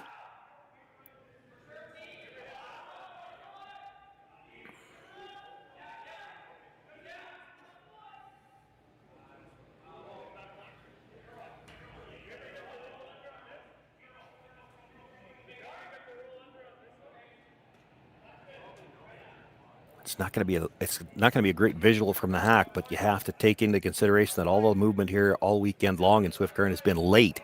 So as you're coming into the house, it should really be starting to make a big move. You've been able to overbury on guards anytime you needed to. He just needs to get to touch that yellow stone. Big shot here for Brad Jacobs. Sitting 2. Looking for as many as 4 here if he can make the port.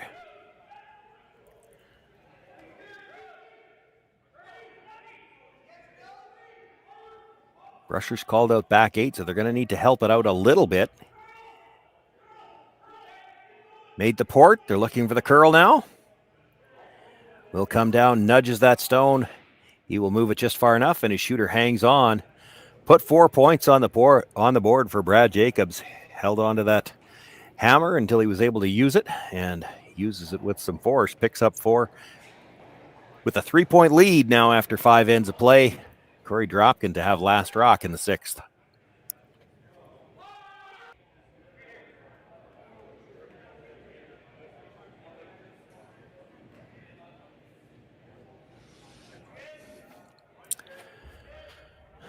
Well, it was a big score of 4 for Brad Jacobs. Made the nice shot through the port with his final stone.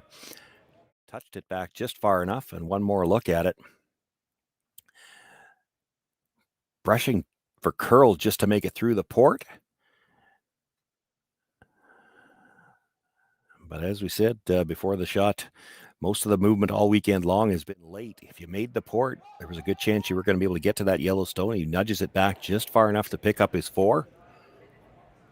And in a game where both teams are very strong defensively and have demonstrated that all game, a 3-point lead after 5 looks especially huge. Korey Dropkin does have last rock as we begin play here in the 6th, but he's going to have to play fairly aggressively here. He'd love to get at least 2, and you can see them already calling for the second corner guard on the other side. He wants to keep the chance of 3 alive for as long as possible.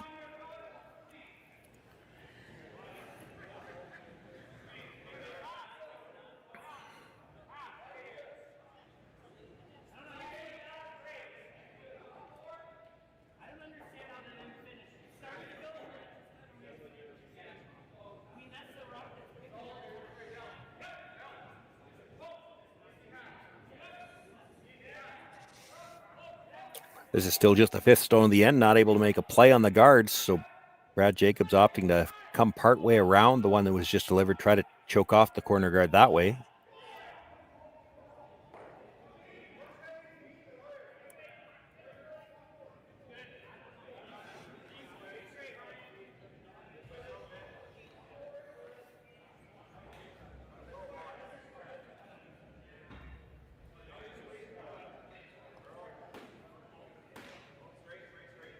It's probably a little deeper than they would have liked if they're just trying to choke off the corner guard. It gives Korey the chance to come down, sit on the corner of it.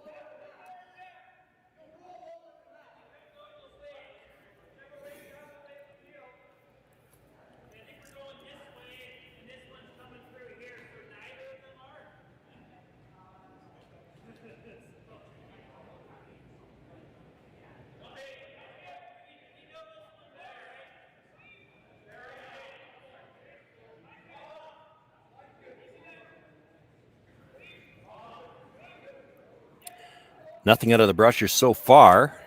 Starting to pick it up a little bit now. Line looks good. Will lock it right on the corner. I think he's even enough on the corner that he's sitting 3rd shot. Not that that's critical yet.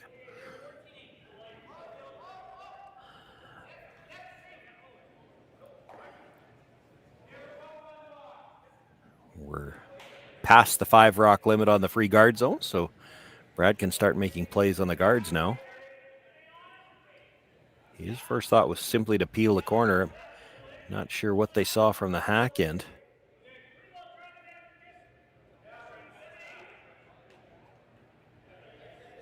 They want to make a play on the yellow in the rings, I guess. Come down, tap the yellow. The yellow's not going anywhere, but you've got to get that red out from behind it, so you've got a chance to get rid of the yellow later.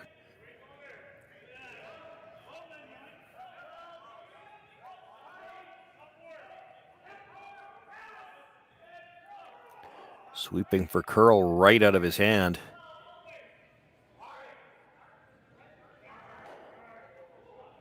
Gets to the yellow with enough weight to kill the red, but rolls off the yellow stone, leaves the 3 reds in a bit of a cluster in the middle.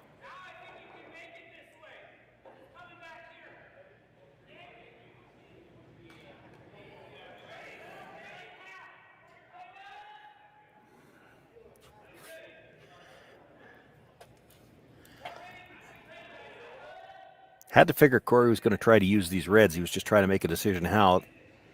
It does look like a very inviting pocket to draw into. He also considered, do you just play the hit and roll in behind the corner off the top one, and you probably dead stuff it and leave a pocket still.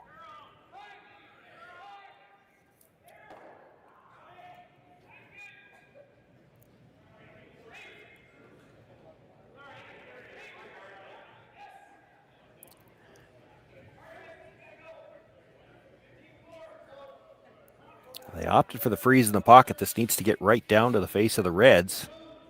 Boy, good job by the Brushers to get it as tight as they did. It overcurled the pocket a little bit.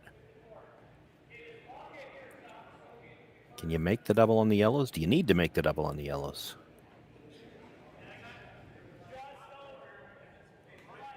You could just hit the open yellow one. Brad looking at, if we hit the open yellow one, is there any way we can disturb those Reds so that we don't just leave a wall of granite?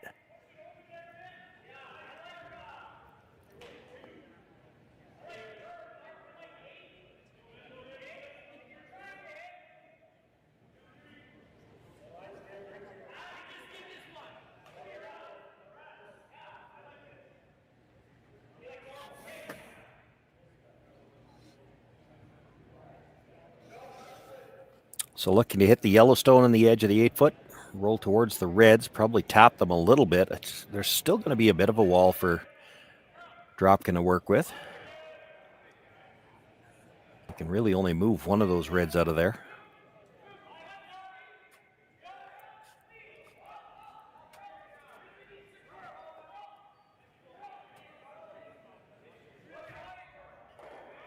Makes the hit, comes across, does move that red stone maybe a little farther than they would have liked. It's moved into the 12-foot, so currently Jacob's sitting 3. And it kind of looks to me like you're drawn into the pocket again. Looking at the double and roll behind the corner.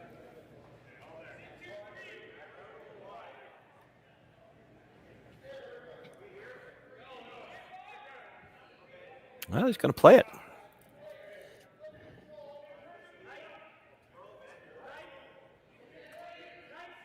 What are we on? First stone here.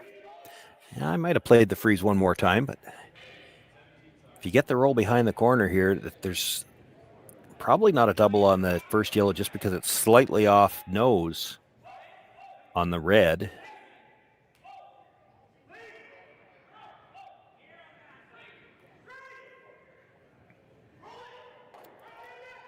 Makes the hit. A little too thick, though. They don't get the roll in behind cover. Left another red at the back 12. That might help Korey Dropkin later on. Those two stones are, if he gets around the corner on the other side, even half around, those two are potential jam stones.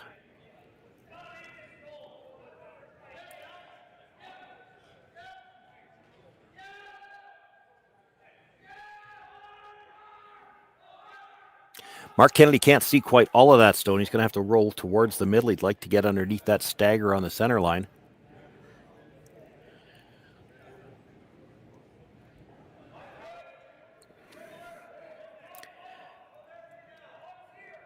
If they could force Korey Dropkin to unlock those two stones in the middle, they might have a chance for a double.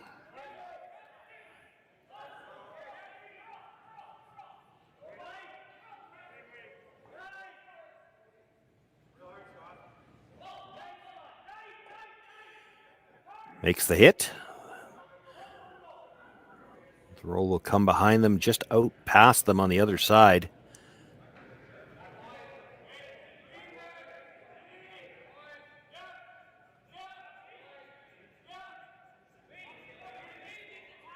Shot in the back 4-foot. Korey Dropkin looking at the roll behind the corner or even past the corner into those two red catchers at the side.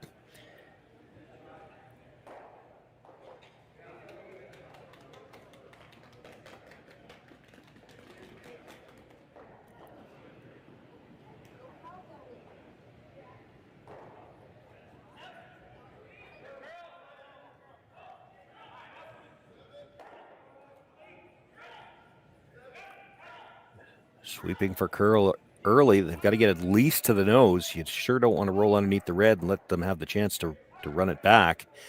Gets a sliver of a roll behind the corner guard. Might have hung on for shot, hard to tell.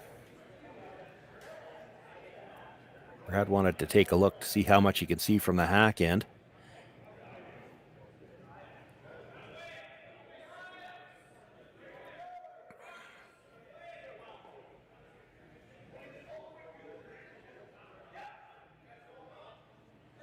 Love to get to the nose if he could. You can certainly make the hit roll behind the two in the middle, but you might leave the run double. And it's a short one. There'd be enough room there for Korey Dropkin to try to get some separation between the two yellows as well. He could sit two.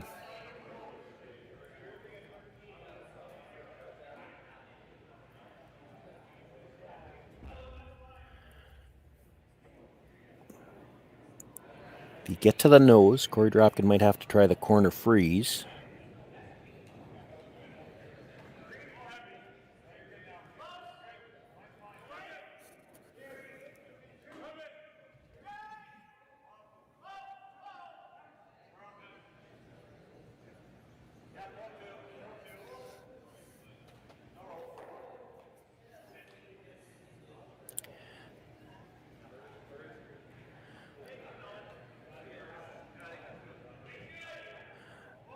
Tell you what, for a game that started out with 3 blank ends out of the first 4, we've had some very interesting angles to watch here in these last couple of ends. And it worked out really well for Brad Jacobs last end. Korey Dropkin's got some angle to work with at the top.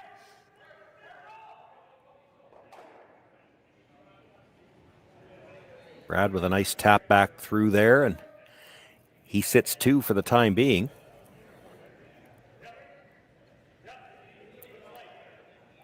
Hit a ton of room by the guards. Same issue now for Korey Dropkin. Could he get ever so slightly to the inside? Sit second and third. Is that good enough? He's looking at the thin double. It's there. It's really thin.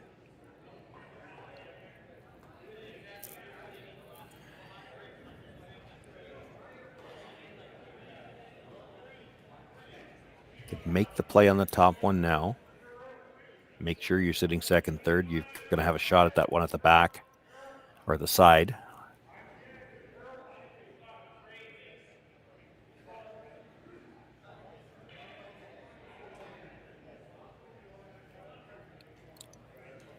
The tricky part, if you play that one in the middle right now, is to not leave a double on the yellows, which is why they're looking at rolling behind the corner guard, and that'll push the yellow into the 8-foot the other direction.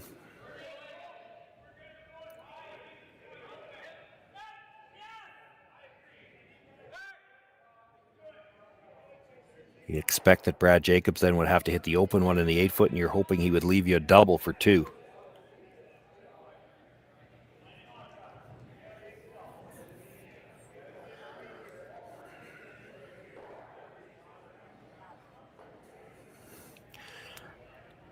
Corner freeze is still an option. You make the corner freeze. You hope that Brad blasts it out. Then you've got the nose hit on the top.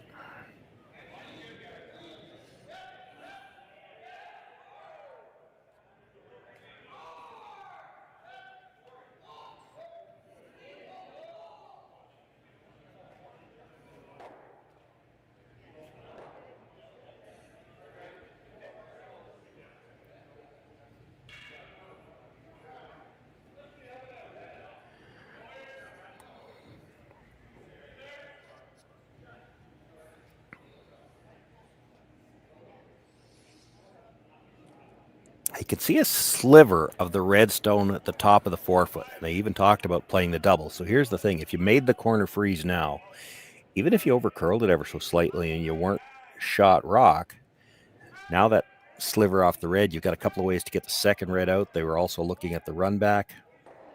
So it's still a problem for Brad Jacobs because he's got no way to get either of the yellows out without losing a red.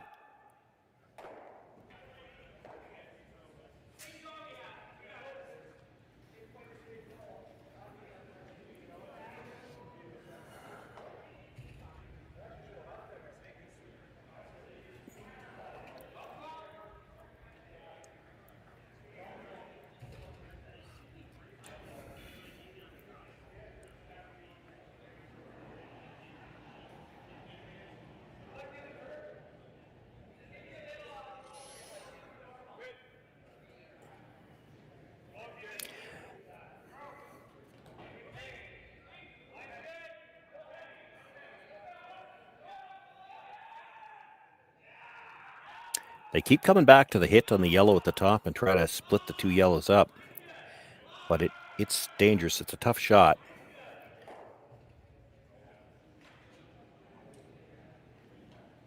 And if you happen to roll either one of them too far where you're not sitting second and third, it's just hit the other one and you're out of your end here. They're going to go back to the freeze, I think.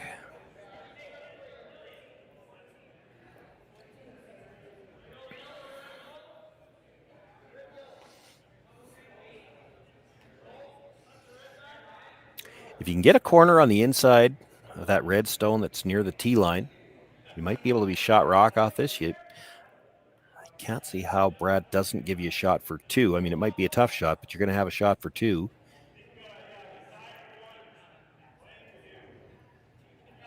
And maybe three.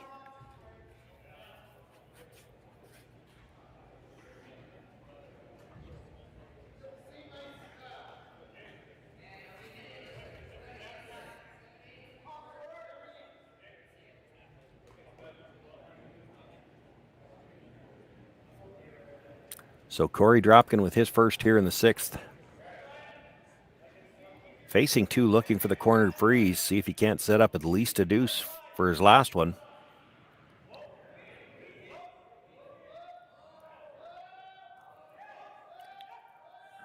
Looks like a lot of ice, or a lot of room, but if the weight's good, it should finish. He will put it right on the corner, nudges it ever so slightly.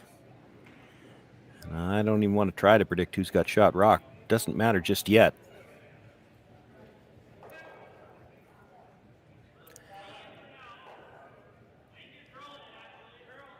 Well, I think the yellow one's got the one at the top beat. Boy, it's really close.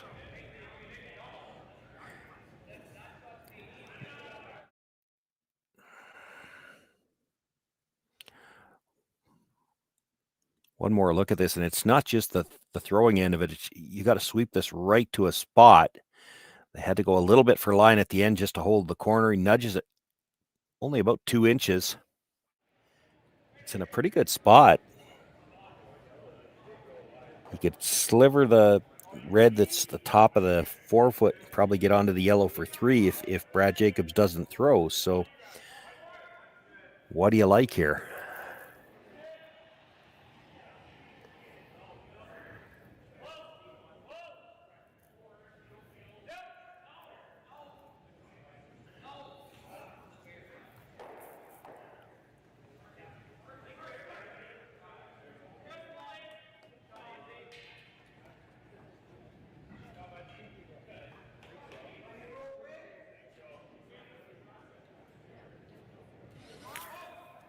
They're talking about coming into the 12 foot to take away any kind of double off the red at the top of the 8 foot, whether it be the direct or even the slash in.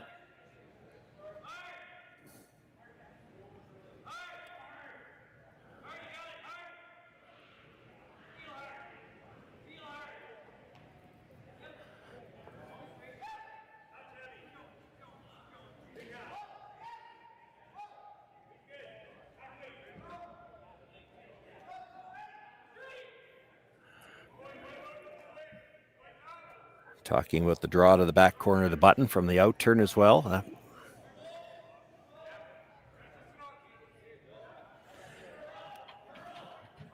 Korey could play the nose hit on the yellow he just threw and have it come across, get the double, but his shooter wouldn't be in far enough to get second if you made that.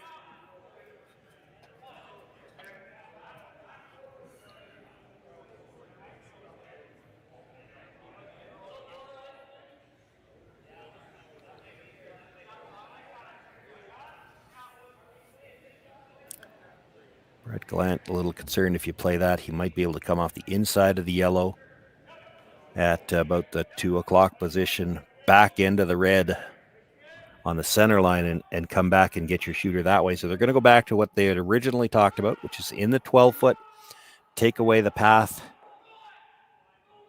for the thin double on that red at the top of the 4 foot both ways. Like you take it away direct and you also take away the slash in if you're in the 12 foot with this. Still not sure who's got shot rock. Korey Dropkin would probably be forced to draw from the out-turn side and then measure for 2.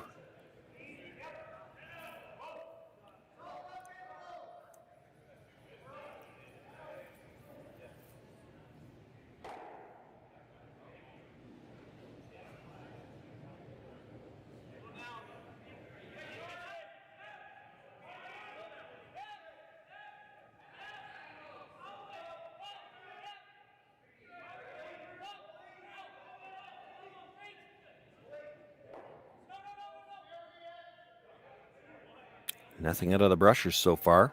The line looks like it's going to be good. Pretty much right where he tapped the ice.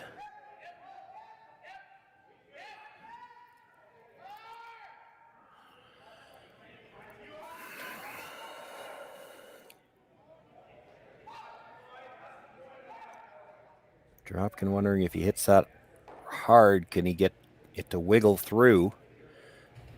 Get the other 2 reds, get that ray stone to wiggle through. I'm not sure that he rolls in enough to be second or third anyway.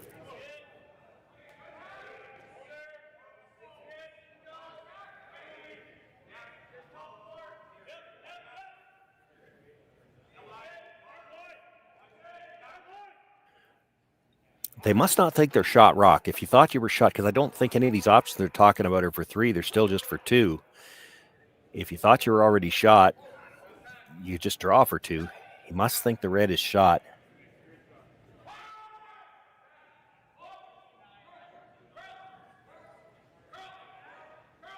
He either thinks the red is shot or it's just too close to be sure.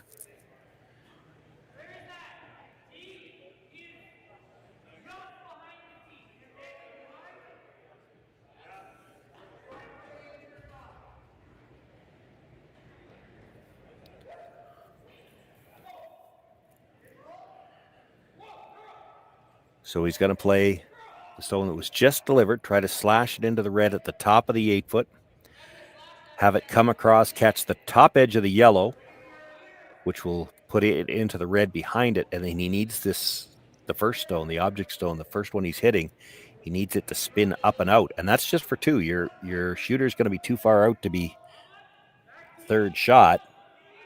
That's why I say if you think you got shot rock, you could just draw for 2 here. It is very close. You certainly couldn't be certain.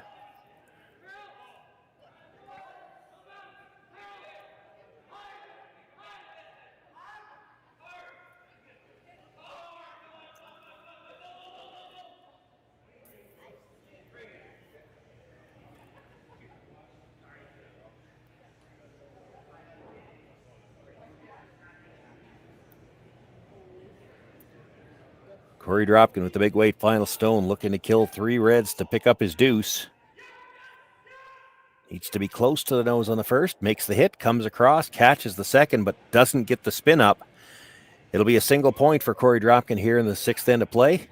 He closes the gap to 2 points now, but Brad Jacobs will have last rock in the 7th. It's the A qualifier action here from the RBC Dominion Securities Western Showdown. 7th end action for you right after this.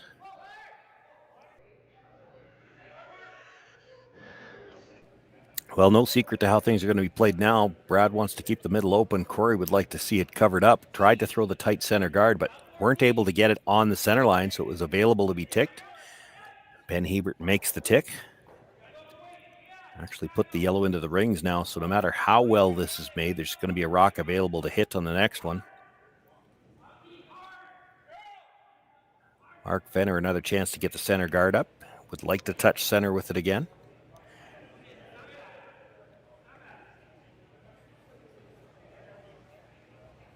This time looks like he should get back to the center line.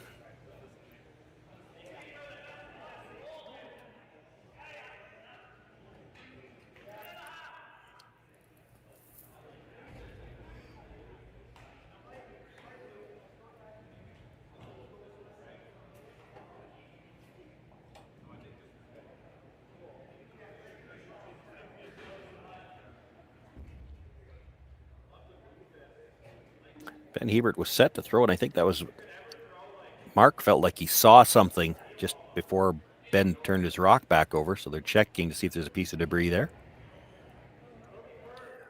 Look to make the hit on the yellow at the edge of the 12-foot. Wants to roll back towards the middle. You certainly don't want to stay out there. You've already got a rock you could jam on playing peels on the other side. You want to have one clear peel path.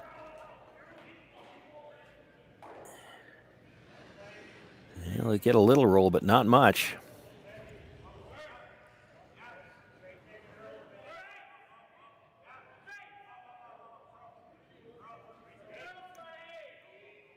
Dropkin, I didn't see a signal, but I expect looking for the long guard here. You've got potential jams on both sides.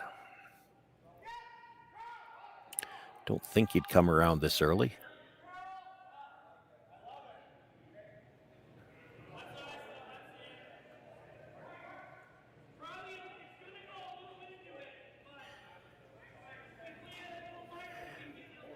This is the fifth stone of the end, so they know the peels can start after this. You got to get some separation between these guards. You'd also like them lined up.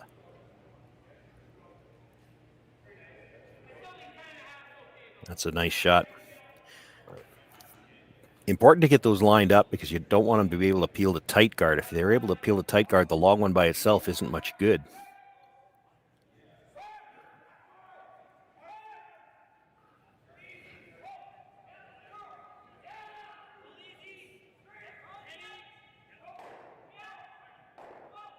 Well, there were rocks on both sides to jam on, and they've jammed on one of them already. Now, fortunate, I guess, for the Jacobs team, it stays out on the edge. Might be biting the 12-foot. That doesn't hurt them.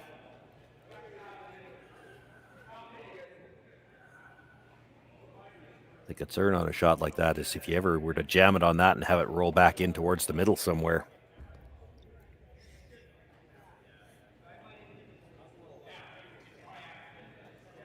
For now, it'll be another long center guard and then a potential again for another jam. So both sides.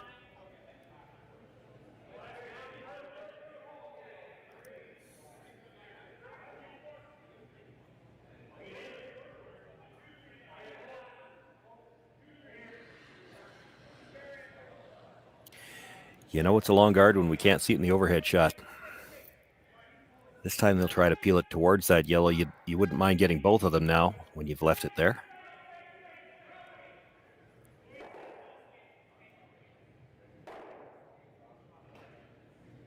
Thin enough to simply clear everything. Rolls the shooter out of play.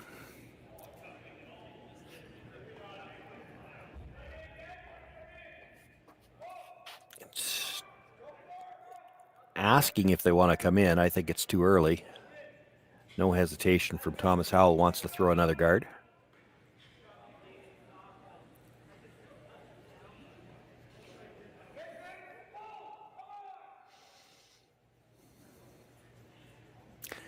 I don't know if, like, I wouldn't even be thinking about coming in on the next one.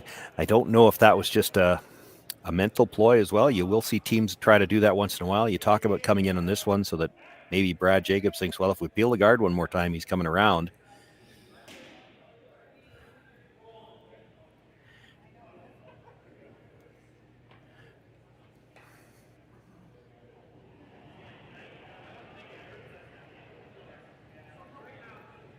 Makes the guard again a little tighter this time. There might be a slight bit of angle, but I don't think he's going to try the double on the center. He's still looking at that one on the outside. He'd like to drive it over the top of it, maybe clip it on the way by. Then that side will be clear for the rest of the end.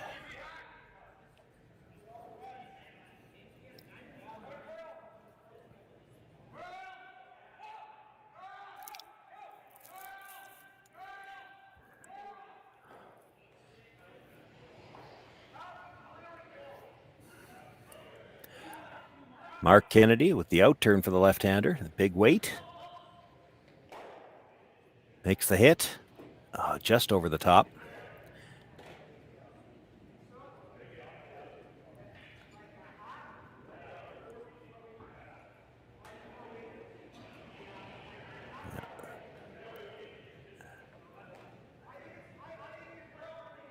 Now I really think that call down last end was a fake because there's not even any hesitation. You're going to throw the guard here, which I would have expected initially anyway. That tight guard's in a really good spot. You guard it probably until Korey's first.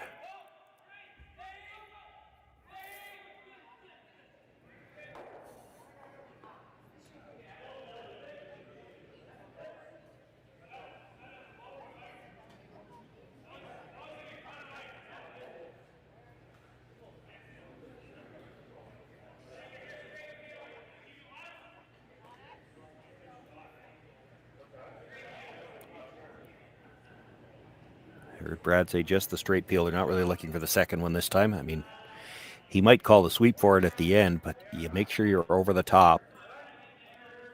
If you clip it, great.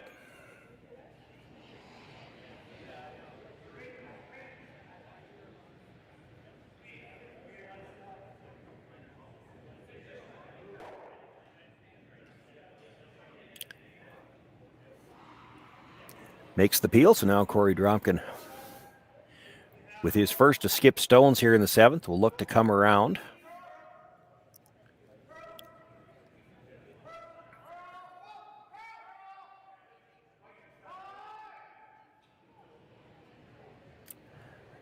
Might want to put this just biting the top of the button. You expect Brad Jacobs will peel the guard, then you'll have to guard it again and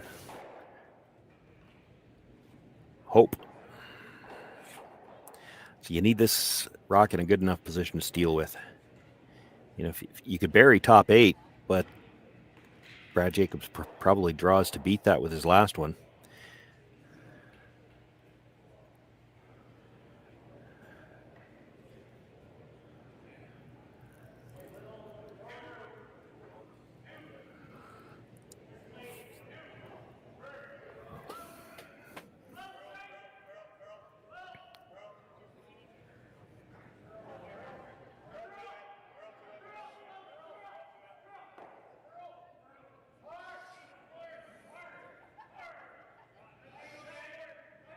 Brusher's just cleaning early. This is going to look like it's got a lot of room at the hog line, but then you'll see it really make the big move from the hog line in. And there it goes.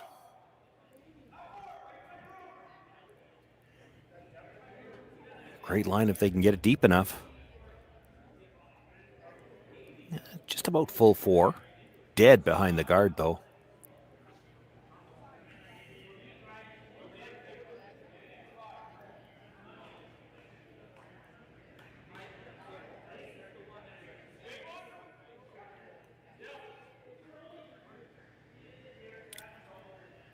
Definitely playing the guard off. I don't think they're ever looking at the straight back. I did see a gesture, and I think it was Mark. I saw the broom, and I didn't see which one of them was looking at it, but you might be able to come off that yellow at the side, maybe get all 3 yellows.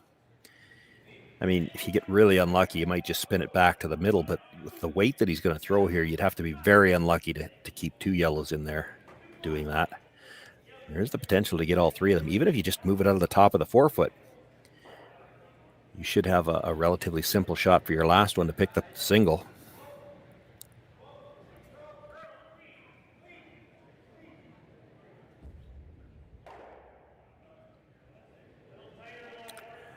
Just drives it by everything. Dropkin continues to sit 1 and now needs to make the perfect guard.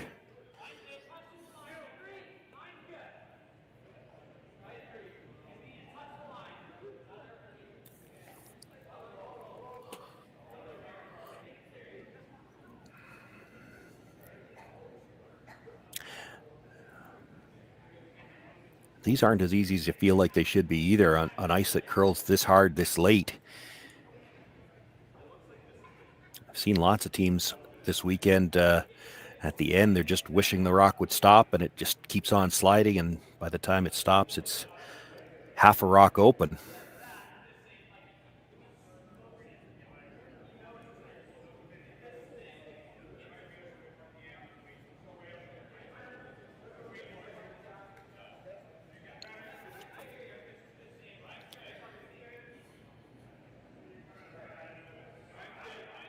Korey Dropkin's final stone on the way without last rock here. He does have shot at the top of the 4. Needs the perfect guard here to perhaps pick up the steal. Again, looks like it's got lots of room there, but all the movement is late, so this should be close.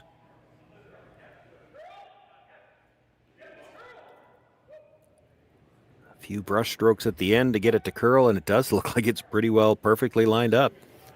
That's a good shot. Harder than Korey made it look. Made it look pretty easy. As the good ones always do.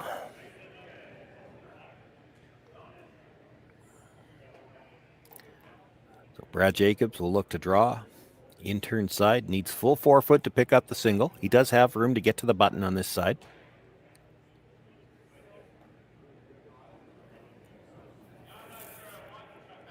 But knowing at the worst, if he doesn't make this draw, it's a steal of one. He's still one up coming home with last rock. That's not a bad position to be in. That takes some of the pressure off when you play a shot like this.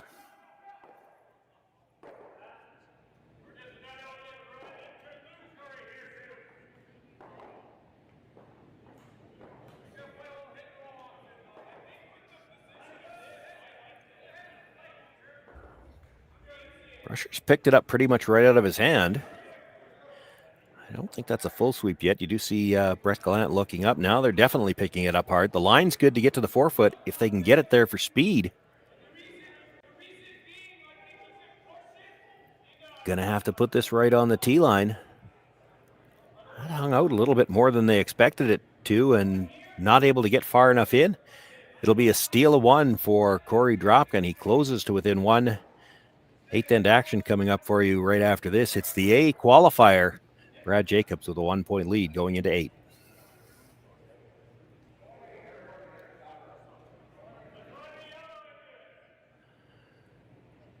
Welcome back, everyone. 8th end action to begin here, and I apologize. I keep saying this has been the A qualifier. I was just double checking to see where everybody goes. The A qualifiers are on this morning, but they're next door.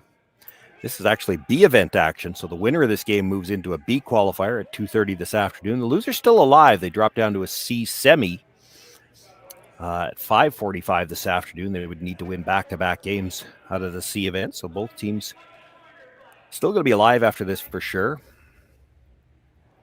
but both still going to have to play later on today. They will get a little bit of a break after the early morning draw. The second in a row, we saw the Dropkin team not able to get the center guard up touching the line, and Ben Hebert makes the tick shot.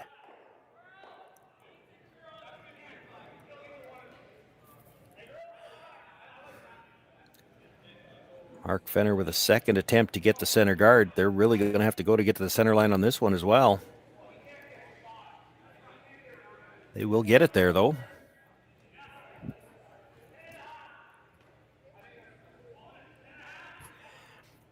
Ben gets a chance to hit the yellow in the rings now. Very similar to the setup from last end.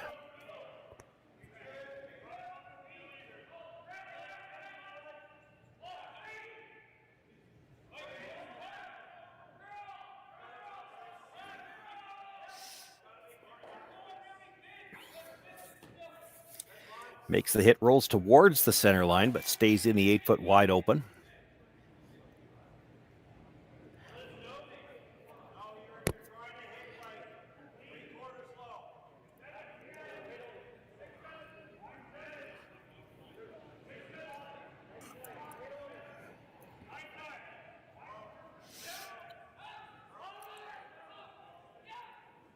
So looking for the long guard again. Similar setup to last end. Now that rollover into the 8-foot does give the Jacobs team a little bit more room to peel over the top using the out turn. Peel at the out turn, go over the top of that redstone. There's less chance of a jam. Still going to be jams on both sides.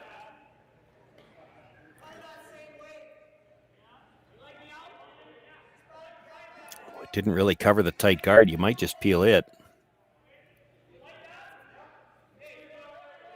Talking about trying the double peel. There is some angle there.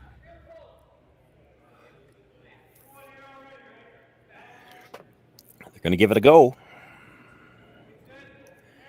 Trying to hit about 3/4, get slightly over the top of the yellow on the center line. Make the double and roll the shooter away a bit.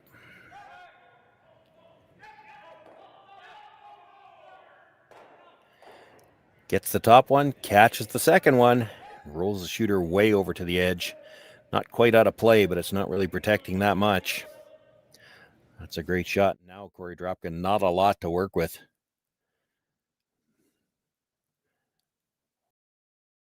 One more look at it. You knew they were close all the way down. Solidly catches that second stone. The yellows go easy. The shooter rolled far enough to the outside that if you were dead behind it, you wouldn't be in the house. Korey Dropkin desperately needs a steal here just to get to an extra end, and he doesn't have much to work with now.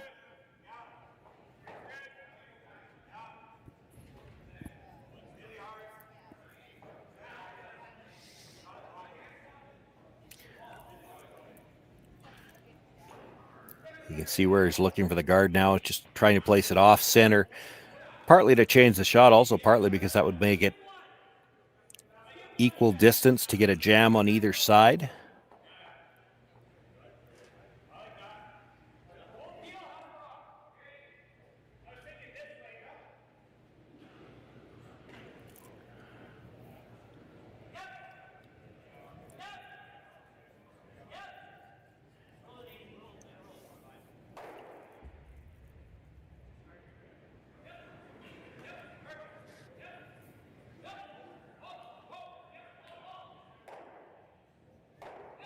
Makes the hit.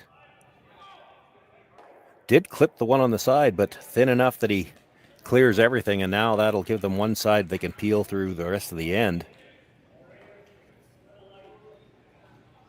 Knowing that, does Korey Dropkin change his strategy here? At some point in time, you probably come around that red.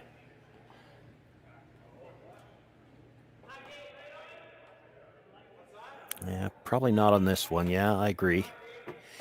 So he's going to play the guard just to the other side, directly in front of the red. Doesn't really change things. They're still going to try to peel it out. You don't expect them to hit it on the nose. It's just more about changing the shot. Maybe you get a 3/4 hit and back to the center line.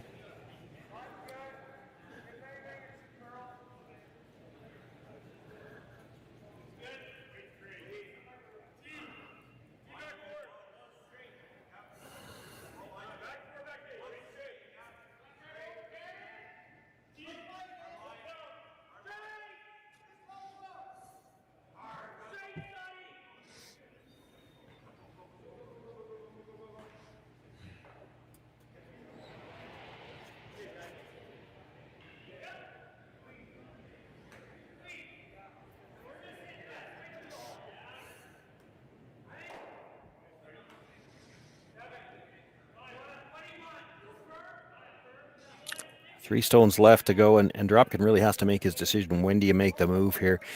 The only shot you've got is, well, I mean, you could try to freeze the top one, but I think your chances are pretty unlikely that with the weight these guys throw and the lively striking bands that they can't blast everything out.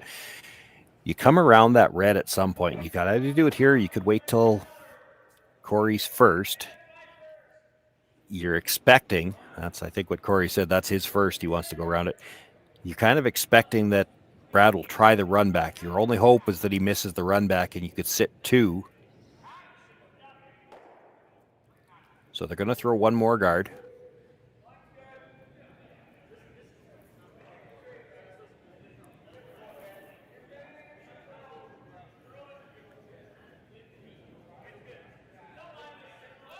Brad Jacobs knows what they're going to play, but I don't think there's really nothing you can do to change that. You're still going to peel the guard here. You let them try to make that come around. If you make the run back, the game's essentially over.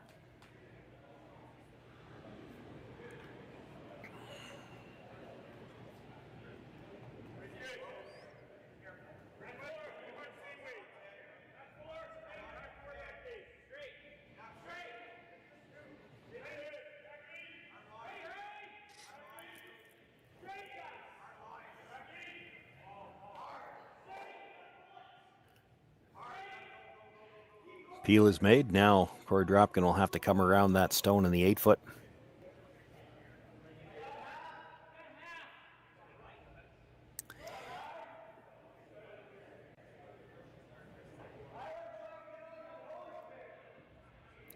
He'll try to get it as close to dead buried as he can without going into the back 12. You'd love to be full 8 foot. Not necessarily critical that your shot rock, but you want to be relatively close. If you're in the back 12, Brad Jacobs will just split the rings.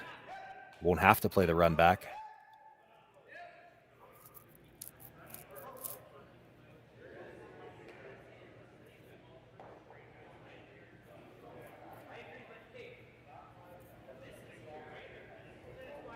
At this point in the end, Korey Dropkin's just trying to make Brad look at 2 with his last one, and the other side of it, Brad Jacobs, if there's a way that he could be only facing 1 with his last one, have an open shot, that's all he's looking for.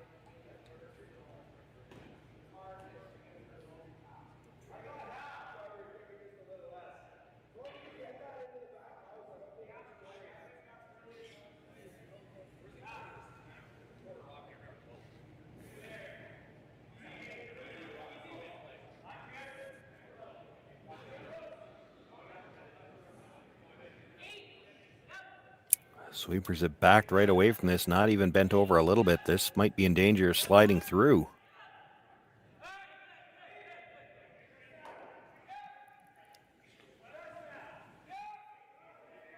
It's deep. It does get buried, but hangs on to the back 12. Don't think with it being that far back, Brad will even entertain the run back. If he splits it opposite side of the 8 foot, he knows he's at worst going to be looking at 1 with his last one.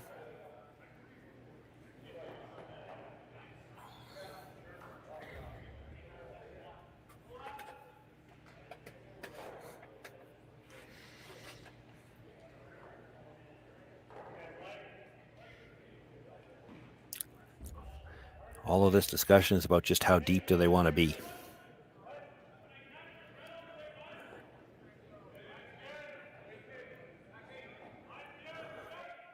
Knowing that Korey Dropkin's likely going to play the hit and roll off this stone to try to get to the back of the 4 foot behind that red stone.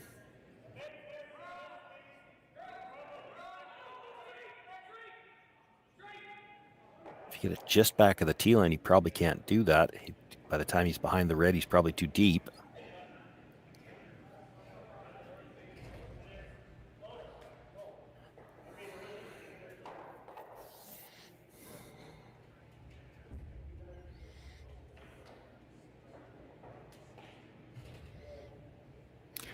Brad Jacobs with his first, just looking to split the house. He's got a 1-point lead in last rock here.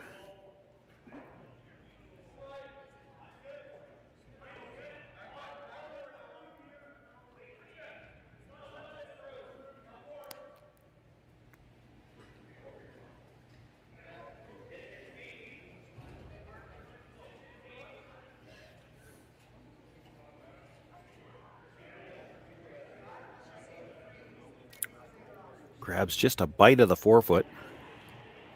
Not a lot of options here for Korey Dropkin. You can still play the same draw, but you've got to catch a piece of the 4 foot. You could play the hit and roll off the one that was just thrown, but you're hitting that rock awfully high in the rings. By the time you roll behind, there's not going to be a ton of separation.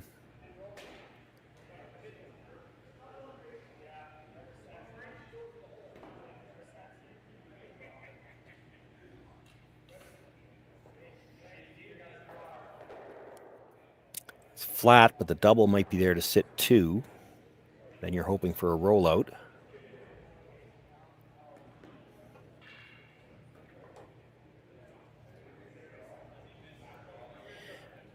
I think he's looking for the hit and roll across, and that might be your best option. I mean, if you could draw there, there's still no risk for Brad Jacobs to play the run back because he's not going to lose the second red one. If you make the hit and roll back there, even if it's a short run, there's still some risk to Brad to play it, because if you ever try the run back, miss the yellow, and roll the shootout, you actually lose.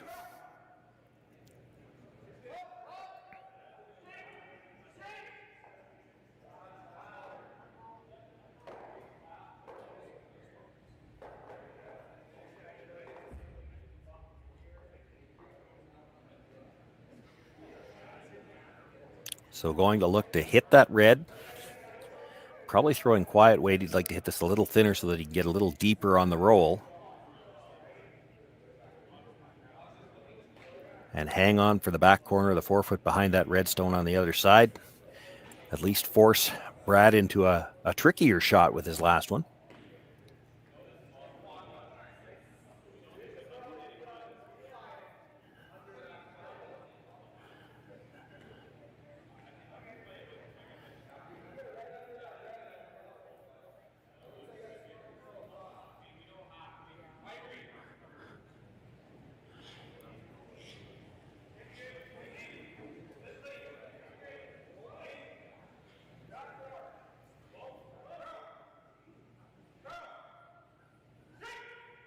Calling for curl. Needs the big roll. Makes the hit. Gets a roll. Not quite far enough. He's left that rock just fully open now. There is a little bit of risk, just in that if he comes too close to the red and happens to clip it, he'd give up too. But Brad Jacobs, one of the best hitters in the world, gonna just throw some weight at this. Pick it clean, does not need to stay.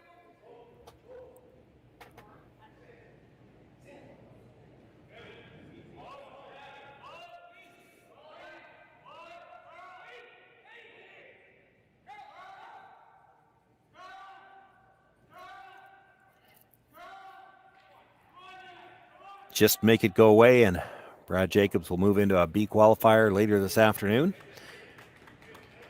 Final stone on its way. Well, they called for cleaner or for curl early. He's got a corner of it though. Brad Jacobs will pick up the single point here in the 8th end, and that gives him a 5-3 win over Korey Dropkin here in this B semi. That'll move Jacobs into the B qualifier at 2:30 this afternoon. Korey Dropkin still alive, drops down to a C semi at 5:45 this afternoon. We will continue to have all the action for you all day today and tomorrow on Curling Stadium here from the RBC Dominion Securities Western Showdown. We've got women's playoffs starting, I think, in the next draw as well. Men's triple knockout action to continue. 4 more draws today. And then men's playoffs tomorrow. The women's will conclude with their final later on tonight. All of the action available on the Curling Stadium Network. All games being streamed with commentary on selected features. My name is Shawn, Joyce. I want to thank you for joining us here this morning, and we look forward to bringing all of the action to you for the rest of this event.